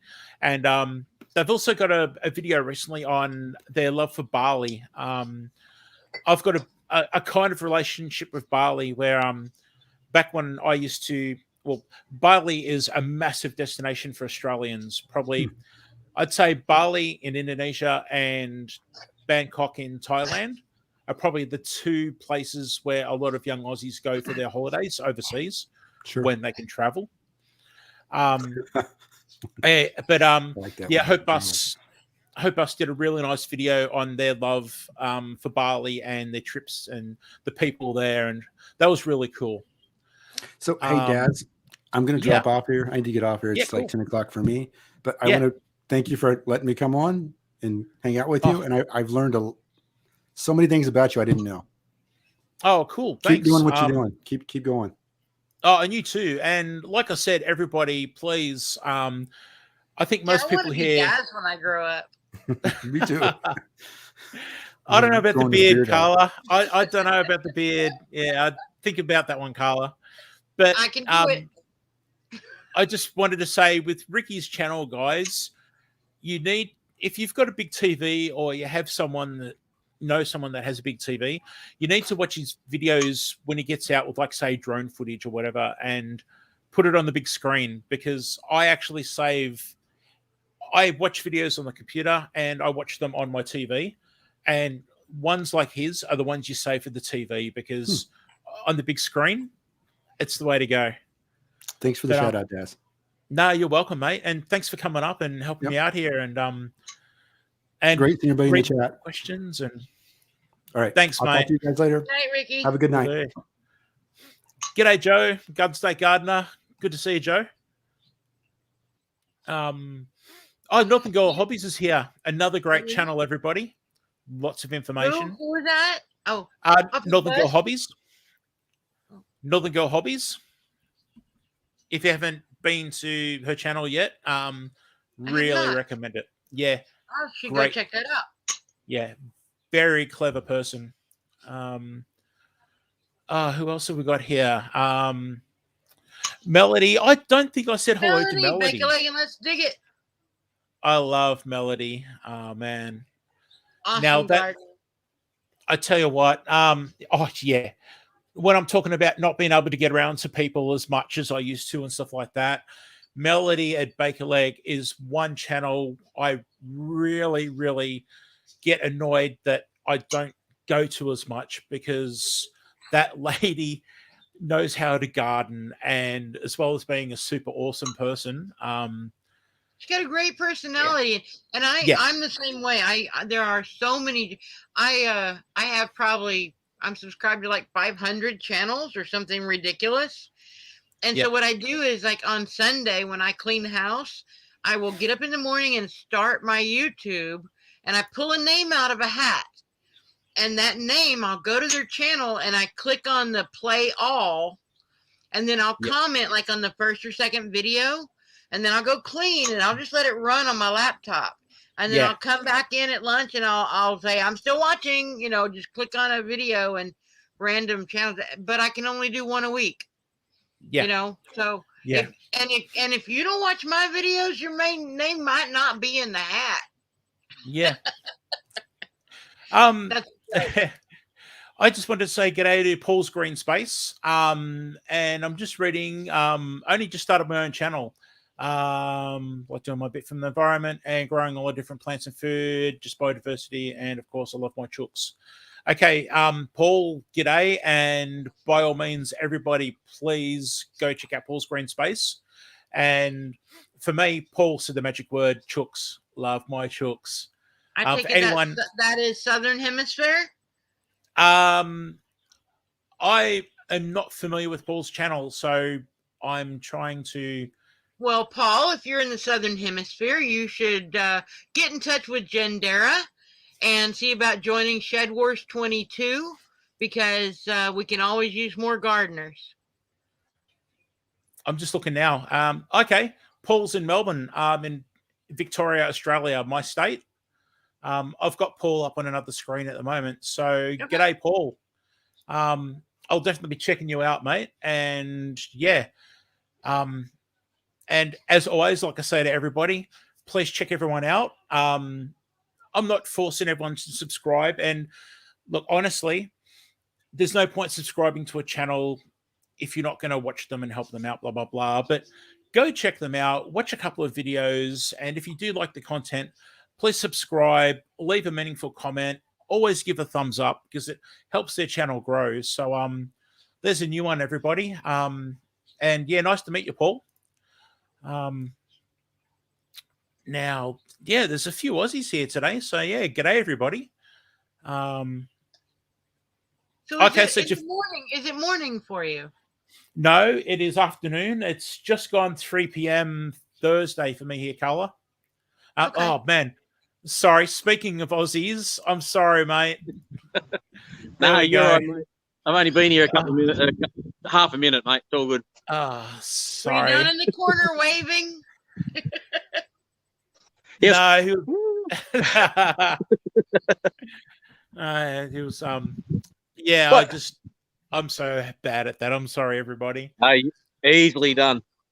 I heard it suggested on another channel that a group of Aussies is called a conviction of Aussies. I don't know what to think of that. Oh, that's great. That's awesome. Oh, I like that. That's yeah. Oh, very cool.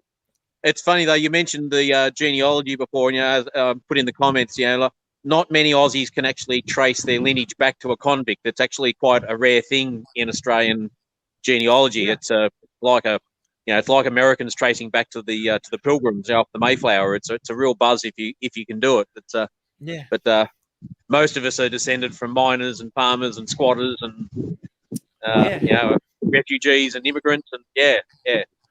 That's a really good point, Steve. That is so true. That's actually what I've found for me in my conversations. Yeah. Well, I've done my family tree right back to the entry into Australia, and most of mine were miners that came out for the gold rush or farmers that came out. I've got a lot of German ancestry, and they were escaping persecution in Germany and came out and started a new life here. And Okay. Well, I guess as far as my ancestry, my great-grandmother was full-blooded Cherokee. So excellent. Cherokee Indian. I still have my uncle as a member of the elders on the tribe. But as it progressed since my great-grandmother, I'm English and Scotch-Irish. Yep. Oh, okay. So, Daz, we could be related. Yeah, there you go. Hey, you never know. Scotch-Irish, Cherokee Indian. Guys, I'm going to drop off. All right. And then I wanted to say thank you very much for streaming Daz on the phone and binge watching me at the same time. Daz, keeps having me up. And I do Carla, enjoy your channel. No, thanks, Carla. And thanks for coming up. And again, for helping me personally just have my confidence to do this at the moment. And I was so nervous. No one would ever see from what we see on this side of the camera. No one would ever see that you had a hesitation. Well, thanks. And as I said, YouTube can be a bit of a mask. And yeah, look, for those people out there, it can be a good thing. But for those people too that are hiding and stuff, you know what? Don't hide. Try and, if you can, talk to other people and talk to us and sort of, come out of the dark, I guess. And well, that's where I am. Like I said, here I am. I'm 59 years old, and there are probably only 12 pictures of me in family photos in the past 59 years. Yeah, unreal. So, yeah. Oh wow. It's hard for me to be in front of a camera. It's just brutally painful. Well, you know what, Carla, you're doing awesome, girl. Absolutely. God, thank you. I appreciate that. All right, guys, I am going to jump off now, though, but I will be in the chat. Actually, Carl, before you go, I want to say your Ridge Life competition entry was awesome, by the way. I love that one. Thank you. Thank you very much. Okay, thanks again. Have a good night. You too. Yeah. Says the bloke who snagged Australian YouTube royalty for his entry. Like, your entry with Mark was fantastic, mate. I pissed myself laughing at that. It was fantastic. Yeah, I haven't told anybody, but Mark's actually a subscriber of mine, which awesome. that man, the day he subscribed to me and put it out there on his channel. That, you know what, I had a question earlier when somebody asked about what comment was meant the most or whatever, and I think for me the biggest thing I've made me happy on YouTube was Mark from Self-Sufficient Me saying that he subscribed and to so many of his friends and linked to me, and that was just mind blowing. That was wow, like for someone to recognize you, and that's but awesome. then you've got a body of work there that's worth recognition, mate. You know, and you're doing a fantastic job. So, and you know, and you talk about your two personas, you know, and that's fine, mate. You know, it is what it is. And you know, if you put it into another analogy, you know, you've got a fear of swimming. YouTube for you are your floaties. You know, you put your YouTube floaties on, you just get out there and you just do what you come with. You know, and that may or may not give you the confidence to go down the deep end one day. You know, maybe not. But whatever you achieve is what you achieve, and you should be proud of that. Yeah. So we just lost Northern Girl Hobbies. I hope everything's okay over there. Hope it comes back. And look, you talk about those comments. I've got two. I did a worm farm construction video, and it was based on a guy up in Queensland called Rob Bob's Aquaponics. And you know, and I dropped a comment on his video saying, "Oh, look, thank you so much for this video. It's actually inspired me, and I've done a video on that." No, I just wanted to say thank you. He came onto that video and watched it and dropped a comment there. And you know, when you get a comment from what I call Australian YouTube royalty, you know, it's a great deal of validation. That's cool.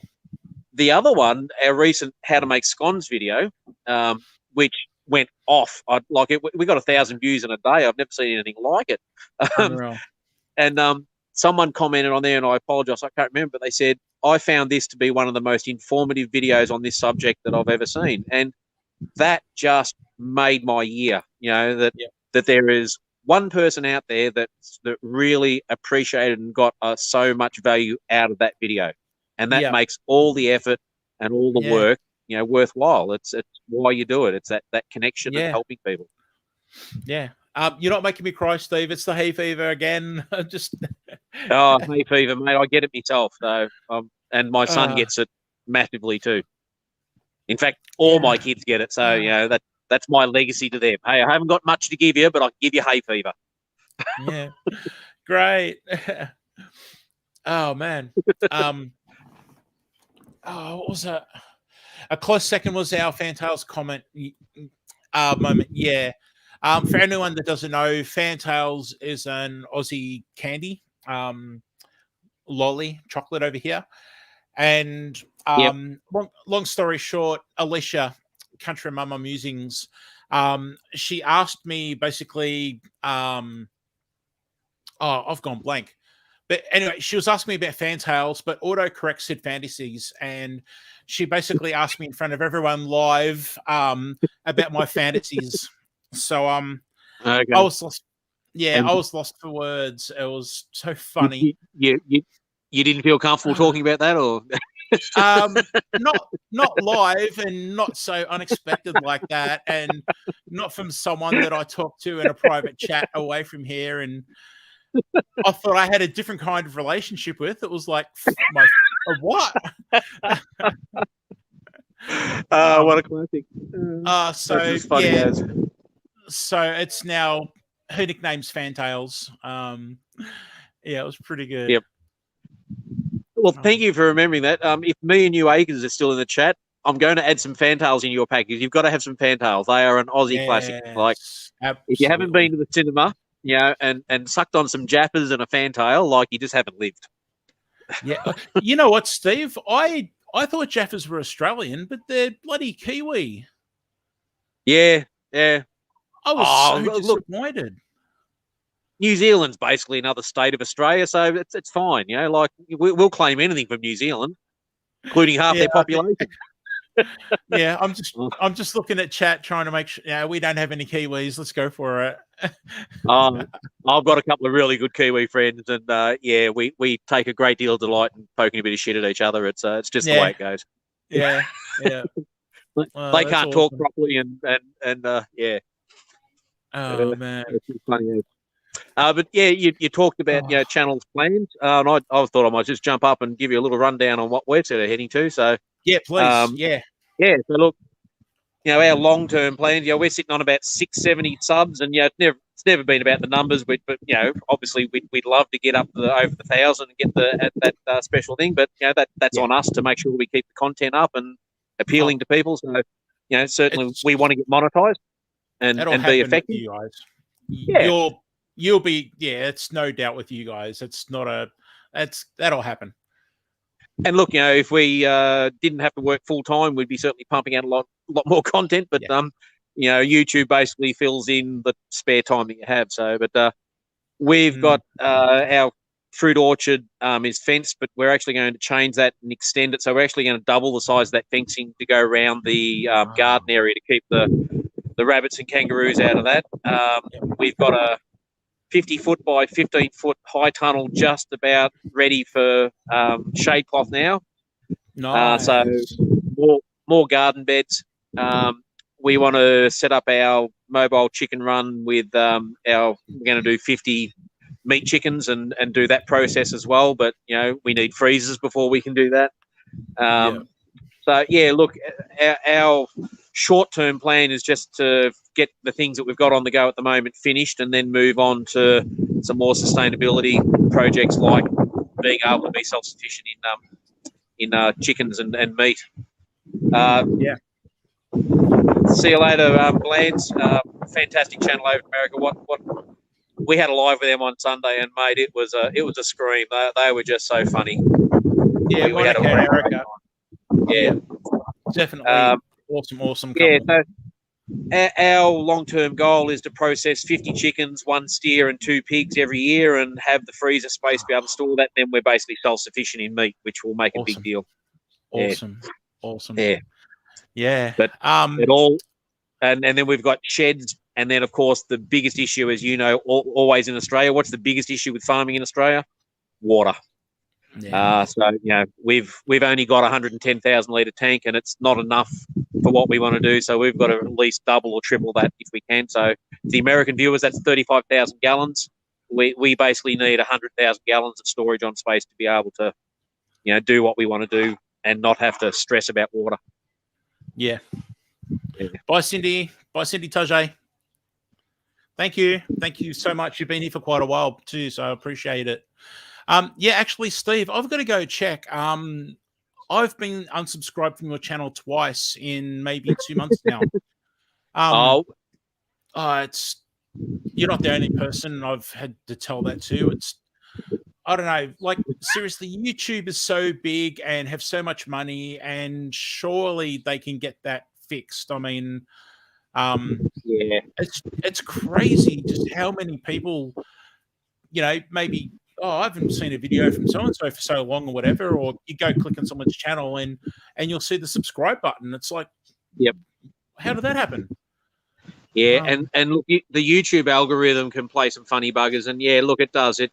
We've played the YouTube hokey pokey, 8 subscribers in, 6 out, 10 in, 7 out, and your graph goes up and down and up and down, and look, as I said, if you watch the numbers and worry about it, you'll go insane. So you just keep the content out, keep in front of people, keep doing what you're going to do, and the numbers will come. But the problem is, when a big channel of 5, 6, 10,000, when they lose 5 subscribers through no fault of their own, it doesn't really hurt. But when you've only got 600, that represents a 1% drop. And it hurts. So but anyway, So look, for anybody out there, like I said, I'm not the only one. If I've suddenly disappeared, it's not me unclicking or whatever. It's just YouTube being YouTube. It's, it's so painful to try and keep up. And I feel bad. Nah, look, all you can do is just keep visiting the channels. And if you've been unsubscribed, just jump back in again. And that's fine. Yeah. People who have been in YouTube long enough understand what YouTube does to people. So, we never take it personally. It's just the way it goes. That's it. The frustrating part is, like, we had a live a couple of weeks ago and we dropped 8 subscribers straight after that, and then you start double guessing yourself. You think, oh, geez, did I say something that have upset people, or but you just can't do that. You just and even if you do say something that drops people off, well, this is me, this is us, this is what we do. If you like it, great. You don't let the door hit you on the rear end too hard on the way out. That's fine. That's exactly right. Yeah. Steve, do you take sugar? Yeah, I do. I always take 2 sugars in my coffee. All right, there you go. I'd love to get you over a coffee if I could. Yeah. Yeah. It'll happen one day, because you're just down south of us in sort of Frankston area, aren't you? Yeah, Frankston area, Melbourne, for those who don't know. When I was a school teacher, I had a school camp down at Summers Camp, which was not far from Frankston down there. It was a lovely area. Actually, that was the best day's wages I ever earned. I went to library class in the morning, and then something else, and the guy at the camp said, "No, we don't need you." So me and 2 others, we laid on the beach for the rest of the day and earned our day's wage. It was absolutely fantastic. Oh, big thumbs up for that. Yeah. Sounds awesome. It never happened since. Yeah, funny how you don't get that too often, isn't it? No, it is. Mate, I'm going to jump out again here, but before I go, I do want to say thank you so much for the opportunity to come up and just anytime. chat with you, mate. We love your channel. We love you. And for people that don't know Arielle over here as well, get on board and support. She's got a great channel, does some great work. I love that creek that you've got running behind your house. And we love what you do as well. So. Oh, thank you. That creek is really a lifesaver, and it does provide so much content. Yeah, for sure. And sorry, I was just going to say, I know you're going to run, Steve, but just on the creek, when I first started watching Arielle's content, I used to think, man, having to go down there all the time and film and cooking and taking stuff down there, like, that's a fair effort. And then one day I realized it's just out the back door. I'm like, are you kidding me? Like, literally the backyard. Yeah, unreal. It is down the bottom of the backyard. I guess it's probably I'm just thinking about a 30-meter walk, I guess, 30-yard walk. I've got some good mates that do snake relocation down there. So if you ever get a tiger snake hanging around that creek, give us a yell out, and I'll put you in touch. Oh, awesome! There's probably a few around there. I don't go looking for them, but absolutely, yeah. I sort of, I have seen a couple of round snakes around, but I just let them be. And I wish that I was quick enough with the camera, because I'd get some great content otherwise if I was quick enough with the camera. But they just, as soon as you see them, they just off. Yep. Off like shot. Well, I've just recently got a selfie stick, so the next snake I catch and release, I'm going to get some real close-up footage. I'm going to get right in his face with the selfie stick, so I'm far enough away. But I'm looking forward to that one. It's been very quiet for snake season up here so far. It's been too cold, so I haven't had much to do. Oh, nice. Can I say something? Lisa. Yes, Yo. of course. Before Sweenies goes, you said that you lost people after a live. Yep. Okay, so one thing that I have noticed, and that's why I came up, one thing that I have noticed is if you gain the friends the night before, when you were maybe at a live or something like that, and it's within 24 hours, it may not be associated with your live at all, but instead the fact that they're being removed because it's hitting that 24-hour mark. Yeah. Okay. Just pointing it out because it happens to me all the time. Within 24 hours, gone. Yeah. And look, our graph has always gone up, down, but steadily going upwards, and that's you just suck it up. It's just what it is. Yep. Yeah. Agreed. Yeah. Daz, I'm going to go back to moderating. Okay. Okay. All right. Cool, Lisa. All right. Love to you Good to see you guys. again, Lisa. Good to see you Thanks, too. Lisa. You're doing great, Daz. Oh, thanks, Lisa. He's a legend in his own lunchtime, our Daz. Oh, yeah.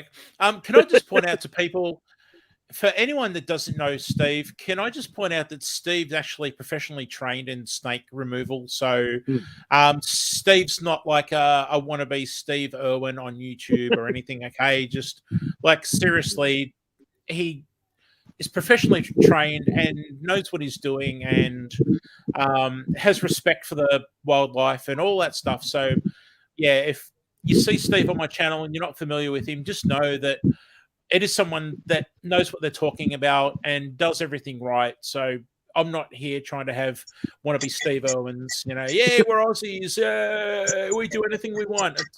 No. Well, I secretly do want to be Steve Irwin, but I'm not a wannabe Steve Irwin. Yeah, like Steve Irwin was just one of my idols. Like, he was just amazing, and I miss him every year. And every time it comes around to the anniversary of his death, I watch his farewell and I cry. And he was just an amazing power for environmentalism and and eco protection here in Australia. And we need more Steve Irwins, and but He certainly was larger than life, wasn't he? Yeah. Oh, absolutely. Yeah. And I've got a fair amount of ochre in me. I'm not the full Steve Irwin run, but he made being a Ridgy Didge ochre sort of being fairly attractive, which was just great. He was one of a kind. He was a one of a kind. But yeah, you're right. As you said, I am licensed and trained, and our recommendation is that if you haven't got that registration and that licensing in Australia, it's illegal for you to interact with a snake in particular, for the safety reasons. So don't do it. Call a professional. Do the right thing. No snake needs to be killed in Australia. We need to preserve them and relocate them, and there are plenty of my good mates all around Australia that will do it. Yeah. Sorry, guys. Hay fever's getting to me. Apologies, everybody. I know it's that time of year, Daz. Oh, it's all year for me. It's a real shocker down here at the moment. The hay fever. Okay. Sorry. I'm going to pop out here, guys. Lovely to see you again, Arielle, and keep up the good work, Daz. You're doing great. Thanks, Steve. Much appreciated, mate. We'll see you around like a rissole. Yep, no worries, mate. See ya. Bye.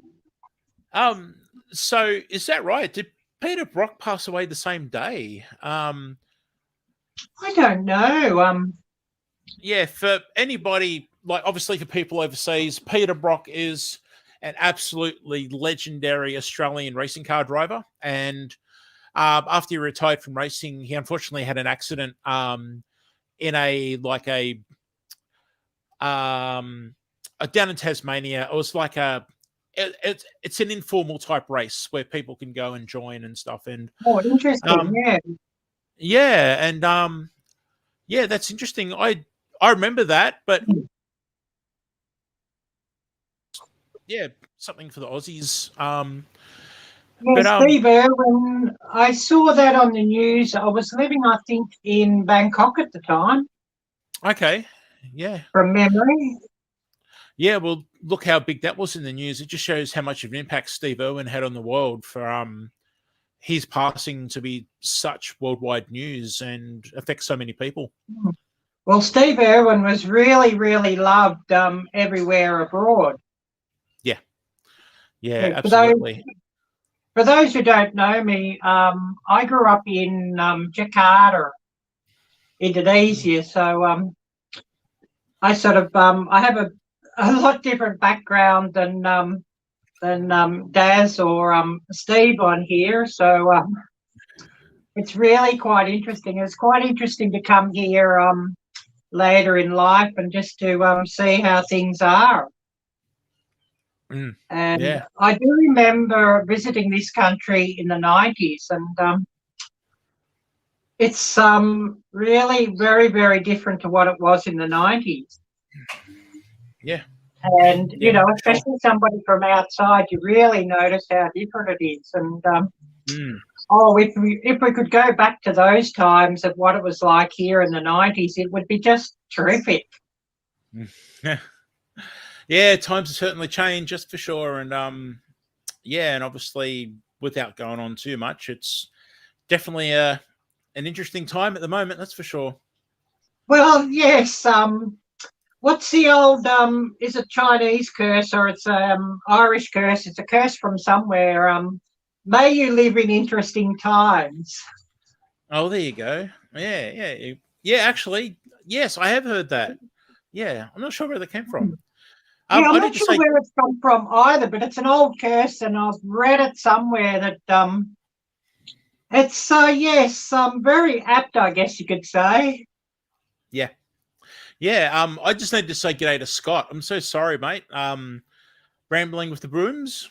Man, Scott is here, and I have not said hello in all this time. So sorry, man. I Hi, Scott. apologize. Yeah. What was? I'm very hopeless with keeping up with the chat too when it's on StreamYard. It's very different to when it's on YouTube. It seems to run, StreamYard's running on one speed and then YouTube's sort of 30 seconds back behind it or something, and can get quite interesting. Yeah. I forgot what I was going to say. I'm trying not to sneeze here. I'm probably going to have to mute myself in a minute. But did anybody see the ribs that I made last night for my wife's birthday? Oh, man. I saw a post. Where did I see it? Was it Instagram, Facebook, or was it on the community tab? But, oh my community goodness, tab. They look brilliant.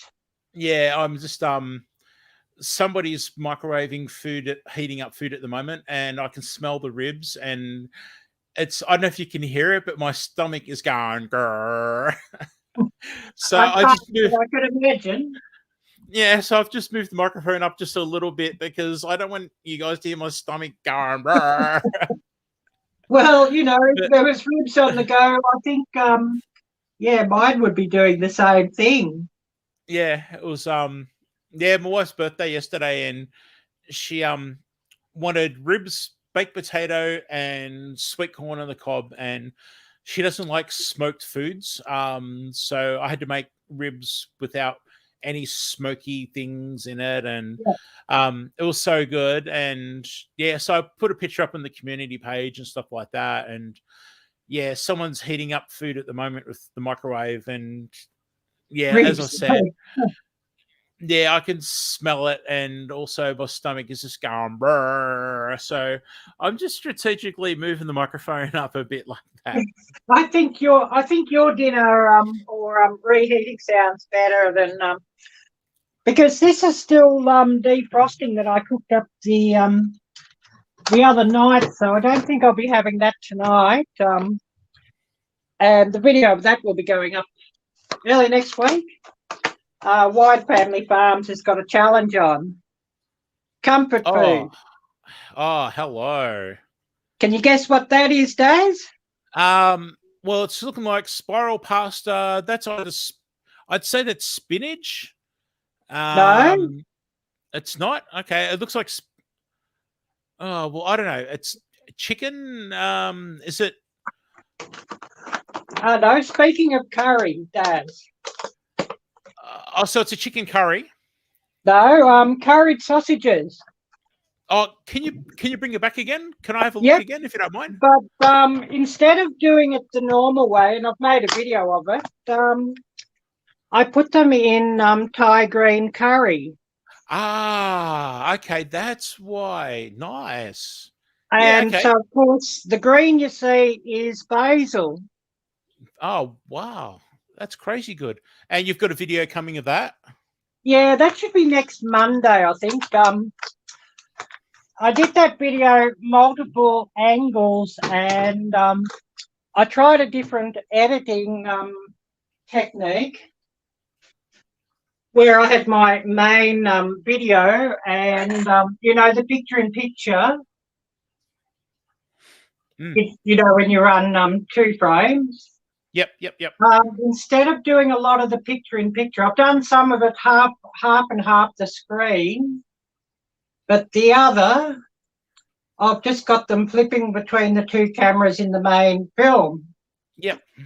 Okay. And then just run the audio from my main device Yep. and muted the second. Yeah. And so Yeah, that was the okay. hardest thing, just to get the two film rolls sort of married up on speed. Yeah. And then I just sort of flipped between the two, back and forth. Nice. Very good. Awesome. Took a lot of work, though. Yeah, absolutely. I was just looking. No, you're right. Go on. Yep, that one, it was a 20-hour edit. Wow. Heaps of footage, as you could imagine, with two cameras. Yeah. And both running constantly through the whole thing. And, before I even married the two together, I sort of did a quick edit on both of them, and then married the two together, and then another full edit with the two together. Yeah. I just wanted to. I've just highlighted. I saw Lisa put down at a small Veg Garden Diaries in timeout for 300 seconds, and while you're talking, I'm scrolling back and I'm thinking that's really odd, because that's just, as much as I know them, it's not the kind of person to do something offensive in chat. And now I've just seen poor old Lisa's hit the wrong button. Yeah, hovered the finger in the wrong spot, and it's just, it sort of does that at times. Oh man, poor Lisa. I just want to try. I'm just going to try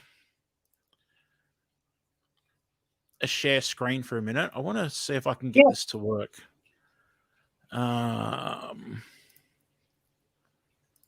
Let's see if this works. Oh, here we go. Oh, we got it.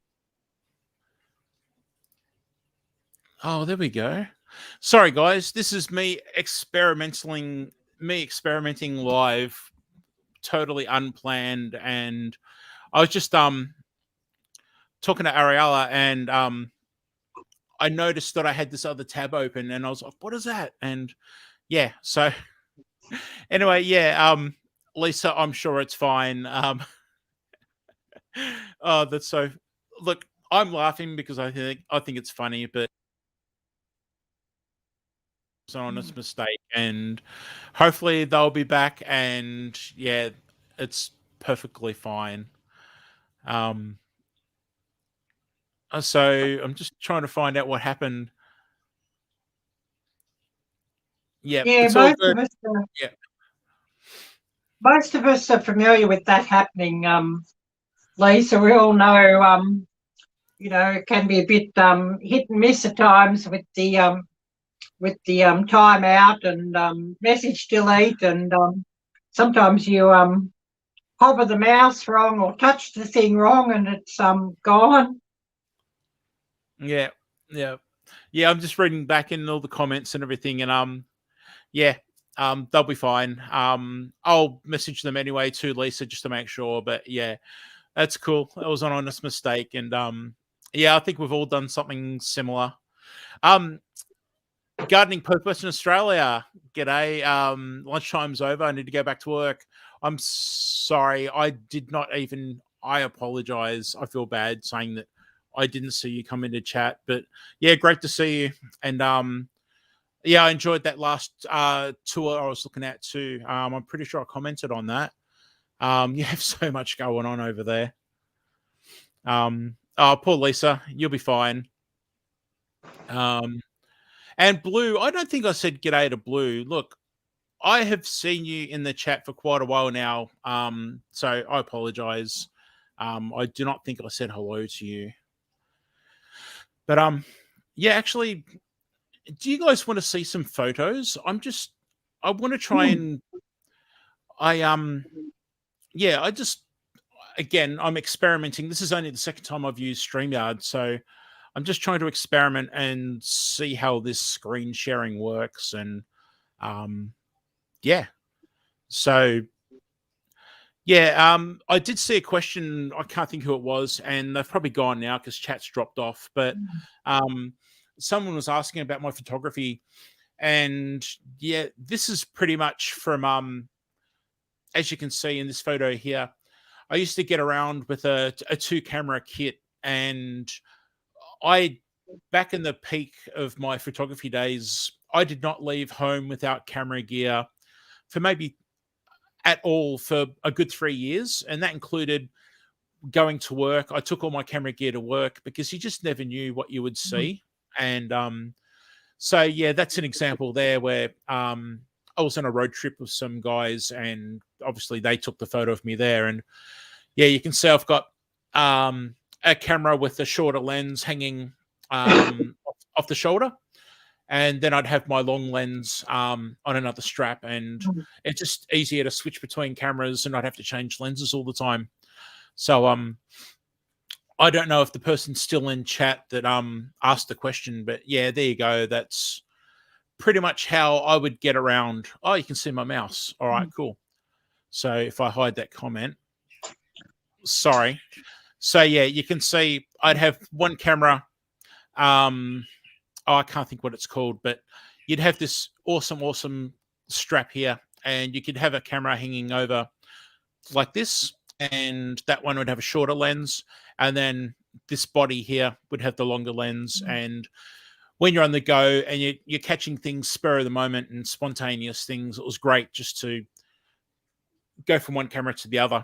And when I'd go to sporting events and stuff like that back in the day, this is pretty much how I'd go, because, you know, someone, I don't know, say I saw Tony Hawk, the famous skateboarder, once in Melbourne doing a show, and you can't sort of ask him to stop midair. You need to sort of be able to switch between cameras when you need to. And yeah, so that's that. But yeah, so I loaded up this folder here with random photos. So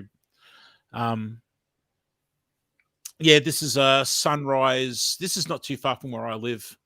And nice. yeah, this is really nice. This is it's called Cow Swamp. KOW, I think it is.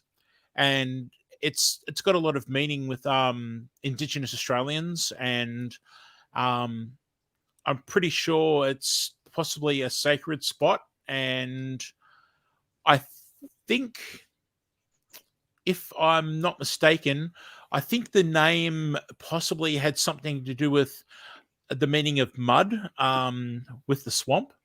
But yeah, there was many a day where I'd camp out overnight and just either shoot star trails or shoot sunrises like this, or obviously sunsets in the evening. But hey, Michael, good to see you, mate. Thanks for being here, bud. Home from work. Wow, you got home late.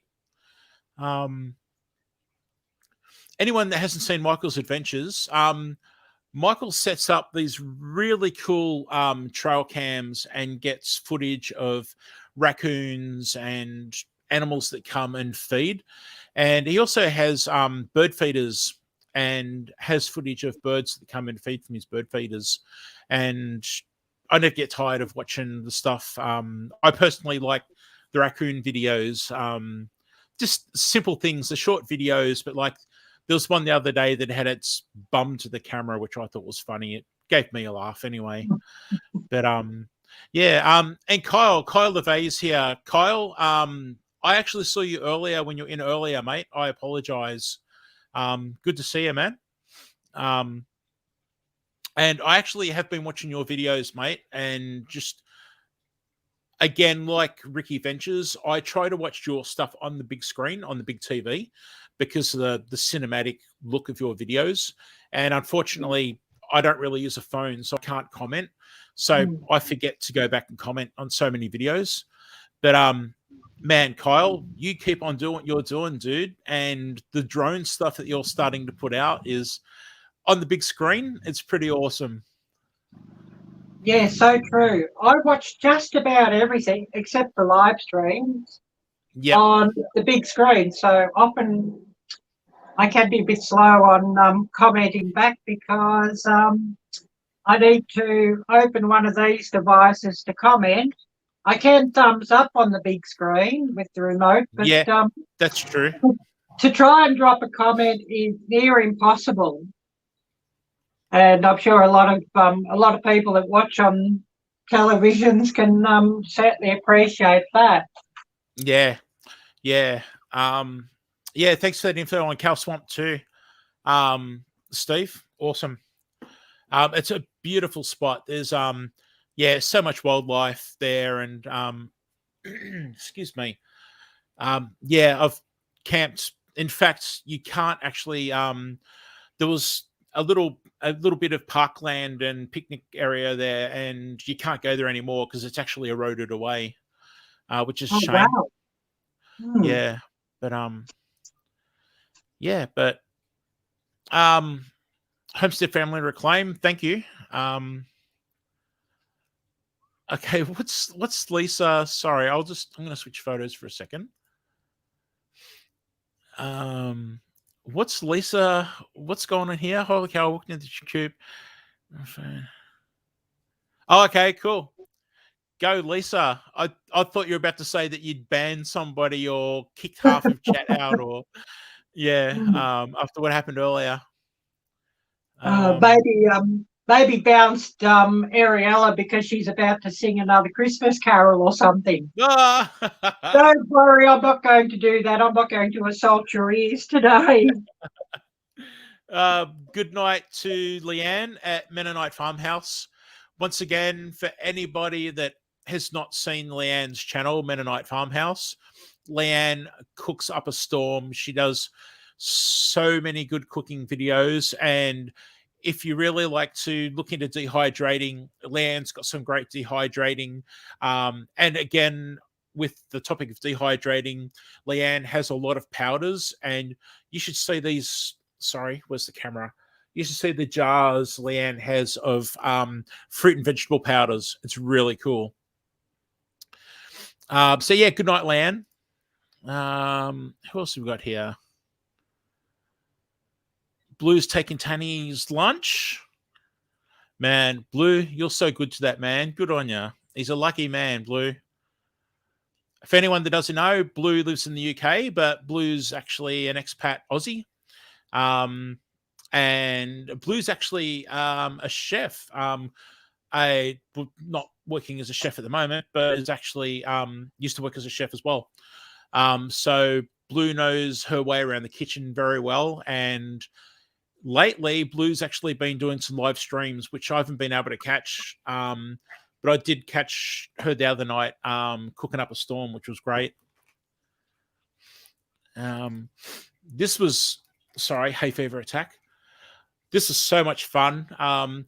This guy was crop dusting, obviously, and spraying who knows what. And, of course, me wanting a good picture was standing under the spray, and I'm surprised I'm not glowing in the dark now or anything like that, because it really wasn't the smartest thing in the world to do. But when you get into your photography and the passion and stuff like that, you want to get a good photo, and you really do stand in some odd places or do some silly things. Homestead Family Reclaim, good night. Thanks very much for being here, and thanks for your support as always. I appreciate it. Look after yourself and try and have a good sleep. Wow, Michael worked for 12 hours. Not a bad effort.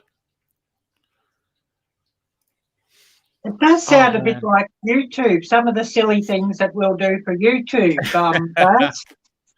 You're not wrong, Ariella. Tell me about it. Yeah, that's true. The bucket challenge sort of comes to mind down near the creek, and actually on the live stream the other day, I had a couple of my favorite subscribers trying to urge me to jump into the creek, and yes, I know. I wasn't there, but it was actually being talked about on another stream, believe it or not. So famous YouTuber. There you go. So yeah, you're pretty famous, and the word got around. I heard all about that.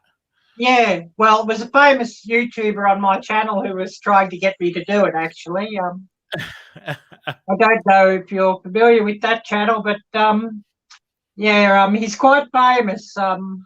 Bushcraft Tools, and he's really good buddies with a YouTuber that's got he's just cracked the 2 million mark now on his channel. Wow. That's not a bad effort right there. Yeah, pretty good effort. I'm sure a lot of people here would, listening here, would probably know his channel as well. Bushcraft Tools. He's just cracked 100,000, and Wow. he's quite often on my lives. He was on my live this morning, and he's actually the cause of that ginger beer video.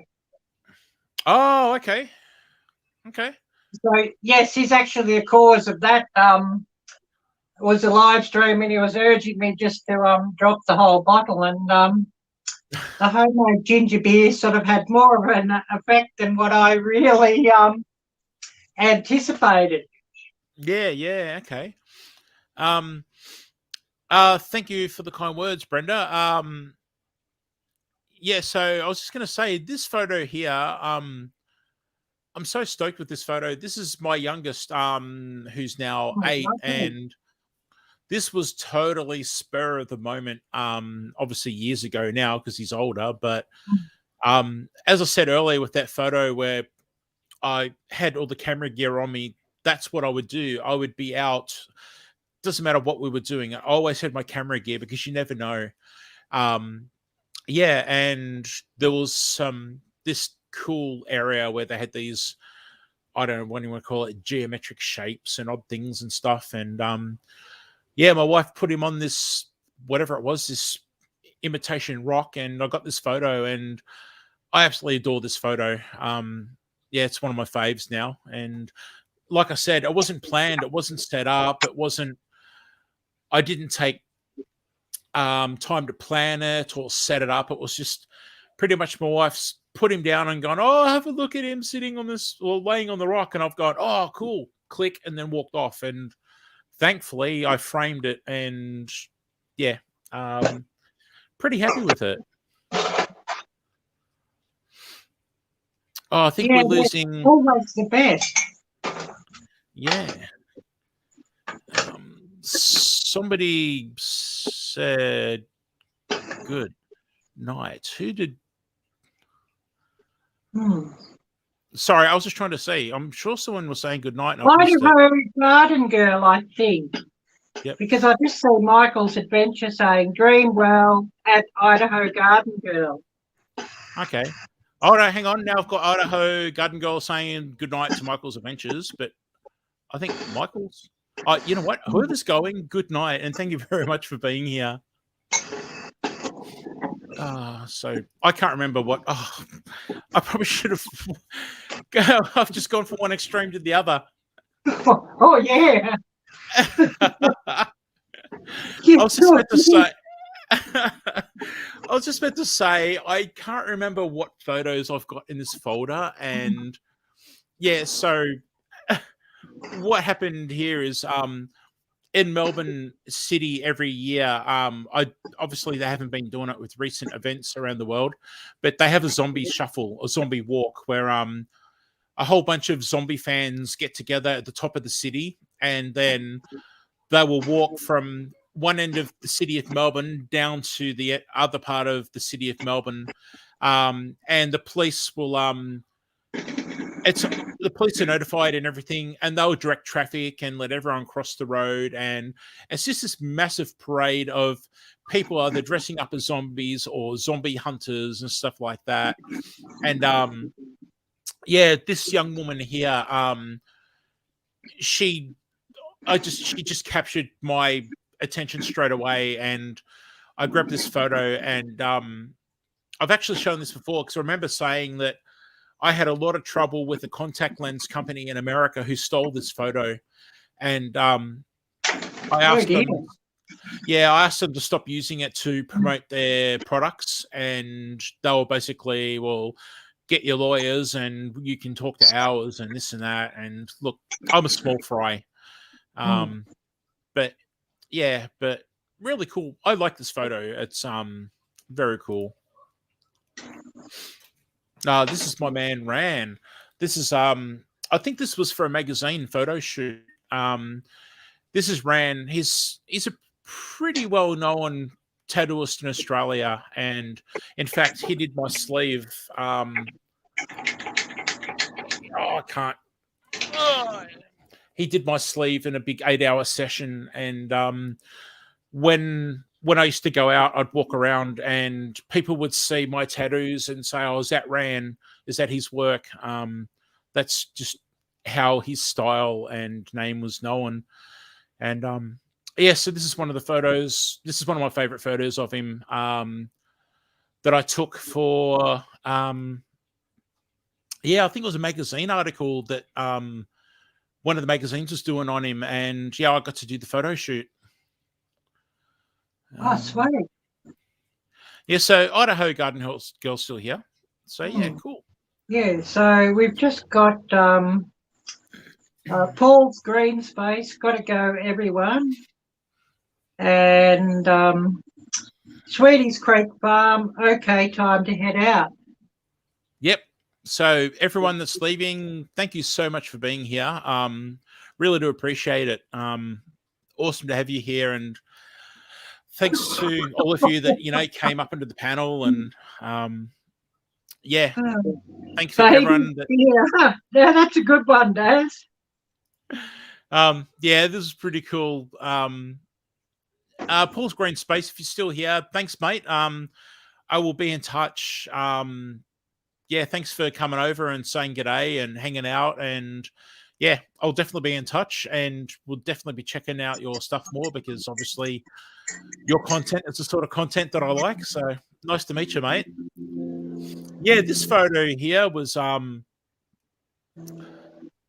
when I was doing paid photography. This was actually their idea, so I'm not taking the credit for this one. Yeah, absolutely not taking the credit. This was their idea, and I thought it was fantastic, and yeah, pretty funny. Yeah, they did some. This was a really fun shoot. I love it when, as we were saying earlier, it's awesome when people are just natural in themselves and not putting on a show. And these people were just so informal, and it was like, you know what, let's just do this. And yeah, I've got some other cool ones that I can't show, but yeah, that wasn't in a pub, Daz. I could see that happening in a pub, in days of old. There you go. Yeah, but that was pretty cool. Yeah. Oh, I'm just trying to check out chat to see if I've missed anything. See, we've got the meerkat. Gotta love the meerkat. This is at the Melbourne Zoo. Not in my backyard. Whoop, sorry, wrong one. Not my backyard. We don't have meerkats running around here in Australia. You've got to go to the zoo to see these guys. This is me messing around with. This is actually smoke off incense, and what I did here was I actually put a color filter to give the gradual colors. But yeah, I just thought this was really cool to see the patterns of the smoke coming off incense. It was really, really cool. That is cool. Yeah. I think I've shown this. Yeah. Yeah, I think I've shown this one before. This was at my old house. Went out the back one frosty morning, and this is a blade of grass with ice on it. Thanks, Melody. Thanks very much. Yeah, and I just loved how if you look at the frozen water drop here, you can see how everything was reversed upside down and with the sun coming up. But yeah, I like seeing like the ice crystals and stuff like that. It was pretty cool. Yeah. Yeah, this that again, is pretty cool. Yeah. Again, this is Cow Swamp, the swamp I was talking about earlier. This is the other end of the day now at sunset. So sunset out at the swamp. So, oh man, I'm so sorry. All right, let's bring up Blue. Let's Hello. There we go. Hey you. Hello. I'm a little bit more human at this point. Actually, for anyone that didn't hear me earlier or doesn't know, Blue's in the UK, so it's got to be something like 5 o'clock in the morning. It is exactly 5 o'clock in the morning. Wow, there you go. That was a good guess. Yeah. Wow. Yeah, we've been up for the last hour because Tanny goes to work in about half an hour. Okay. Yeah. Yeah. And, Actually. Yeah. Go on. Yeah. Yeah, you said earlier about Tanny's lunch, and I'm thinking, yeah, no worries, you're taking him lunch. It's the middle of the day or whatever. But yeah, it only just occurred to me when you popped up then that it's actually like, wow, it's super early for you. Yeah, I'm still in my PJs. Go for it. Can we just see your mug, Ariella? Because I'm pretty sure I think I know where Lisa said that. Yes, it's from Lisa, Yogi Hollow Farms. This one does get a lot of views. Look at that, everybody. You can get your own Yogi Hollow Farm merch. I'll just get the other side. So it's a real merch day today because I'm wearing my own merch as well. Yes. Yep. I noticed that. So my own channel merch. There you go. That's very cool. Oh. Hey, HVAC. Right. I'm going to see if I can bring up this share screen again. There we go. Yeah, why not?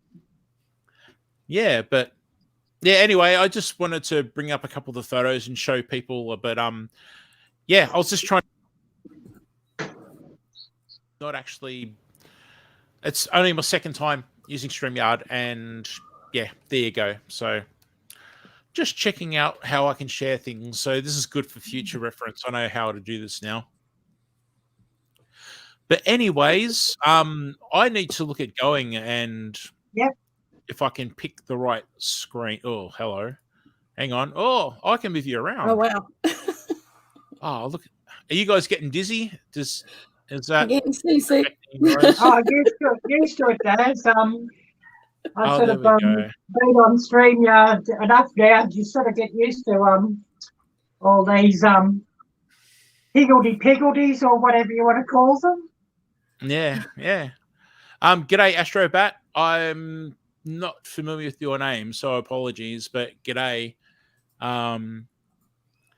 Yeah, look, I'm going to wind things down. So can I just say thanks very much to everybody that has been here for pretty much the entire time. I really do appreciate it. Thank you so much. I'm sorry to run just as you've jumped up on screen, Blue. That's okay. It's all good. And I've just seen Brenda has popped up Blue's link, so please check out Blue. Like I said, Blue is a trained chef, has a lot of experience cooking, that's for sure, and worked professionally as a chef and does cooking videos and has gardening videos and has this really nice man called Tanny in the background every now and then that makes comments. Like that.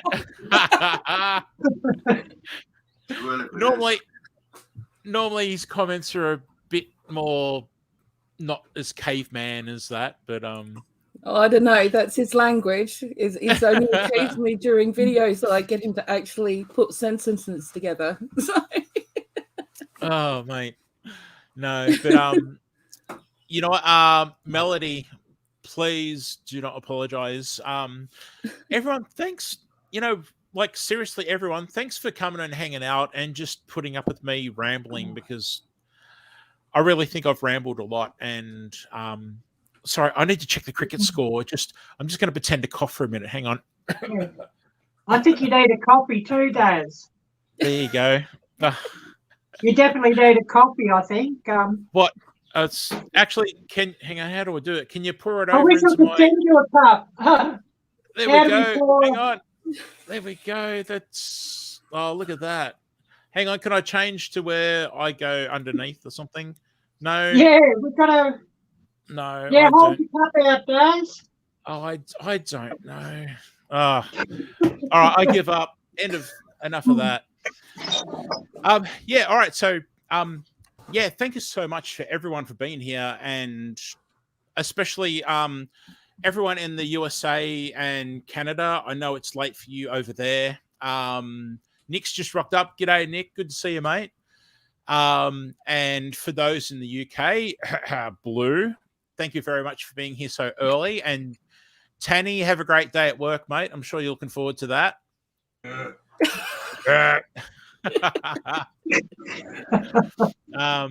Enjoy your lunch. I hope Blue made something nice, which is always going to happen. Yeah, look, thank you very much to the moderators for dropping links. Thank you to everyone for being here. Thank you all to being friends and bringing me out of my shell. Thank you to Steve from Sweenies Creek Farm for popping up on screen.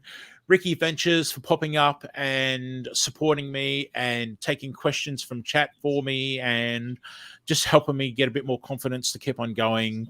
Thank you, Ariella, for being here with the coffee, and thank you, Blue, for being here and popping in. And this is my first time on screen with you, so I'm stoked. Actually, my first time for Ariella on screen as well, so awesome.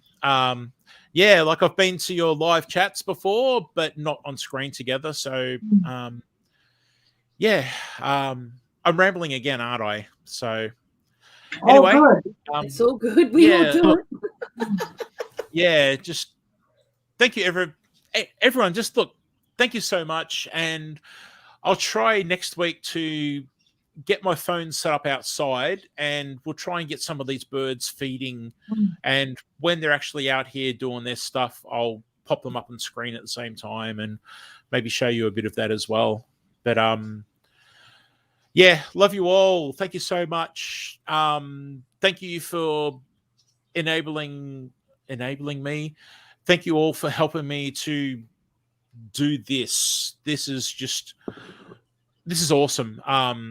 This is not me in the real life with people. So thank you, everybody. This is a step to moving towards real people. Freddie, Farm and HVAC, thanks for being here, mate. Such a great supporter of myself and other people as well.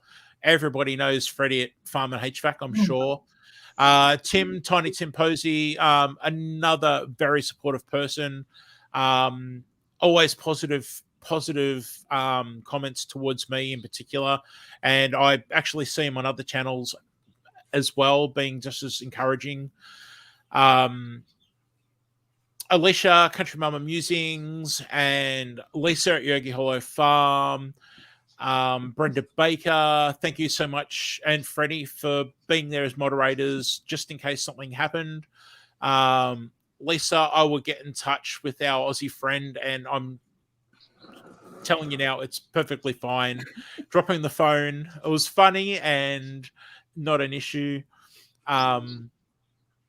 This has got to be the longest farewell ever, but I just I just need to thank you all, because Melody, thank you so much for being here. It's so late. Idaho Garden Girl has been here for quite a while too. Thank you so much. I'm just scrolling back now. Nick, thanks for getting here, mate. I know it's late where you are. Mike, Mariano's Mysteries. Mariano? Where did that come from? Marino's Mysteries. Thanks for being here, mate. Who else? I think I've just about caught everyone. There was so many other people. Scott from Rambling with the Brooms was here, and so many other people. Yes, Melody, I will look at this. See this? I am going to say in front of all these people, Melody, yes, I will try to watch your videos as soon as I can. I am so behind, everybody. Please, I'm trying to catch up. I really am. It's crazy. I just, you know what? Okay. It's what? I think 30 minutes of the stream is me saying goodbye now. So, yeah. All right. You know what? Everybody, thank you very much. Farewell, and I'll see you next time. if I don't see you on live chats and streams and everything first. Yeah, all right. I'm ending broadcast, so here we go. Confirmation screen. Bye, everybody. Awesome. Bye. Cheers. I'm really doing it this time. No, you hang up. Yep, No, I'll you see hang if I up. can- No, you I'll see hang if I up. can hit the red No, button. you hang up. No, you hang up. You go. No, you hang up. Night, John Boy. Who remembers the Red Waltons? button. Night, John Boy. All right, everybody. Thank you so much. You all look after yourselves. Take care, and I will see you next time. Bye.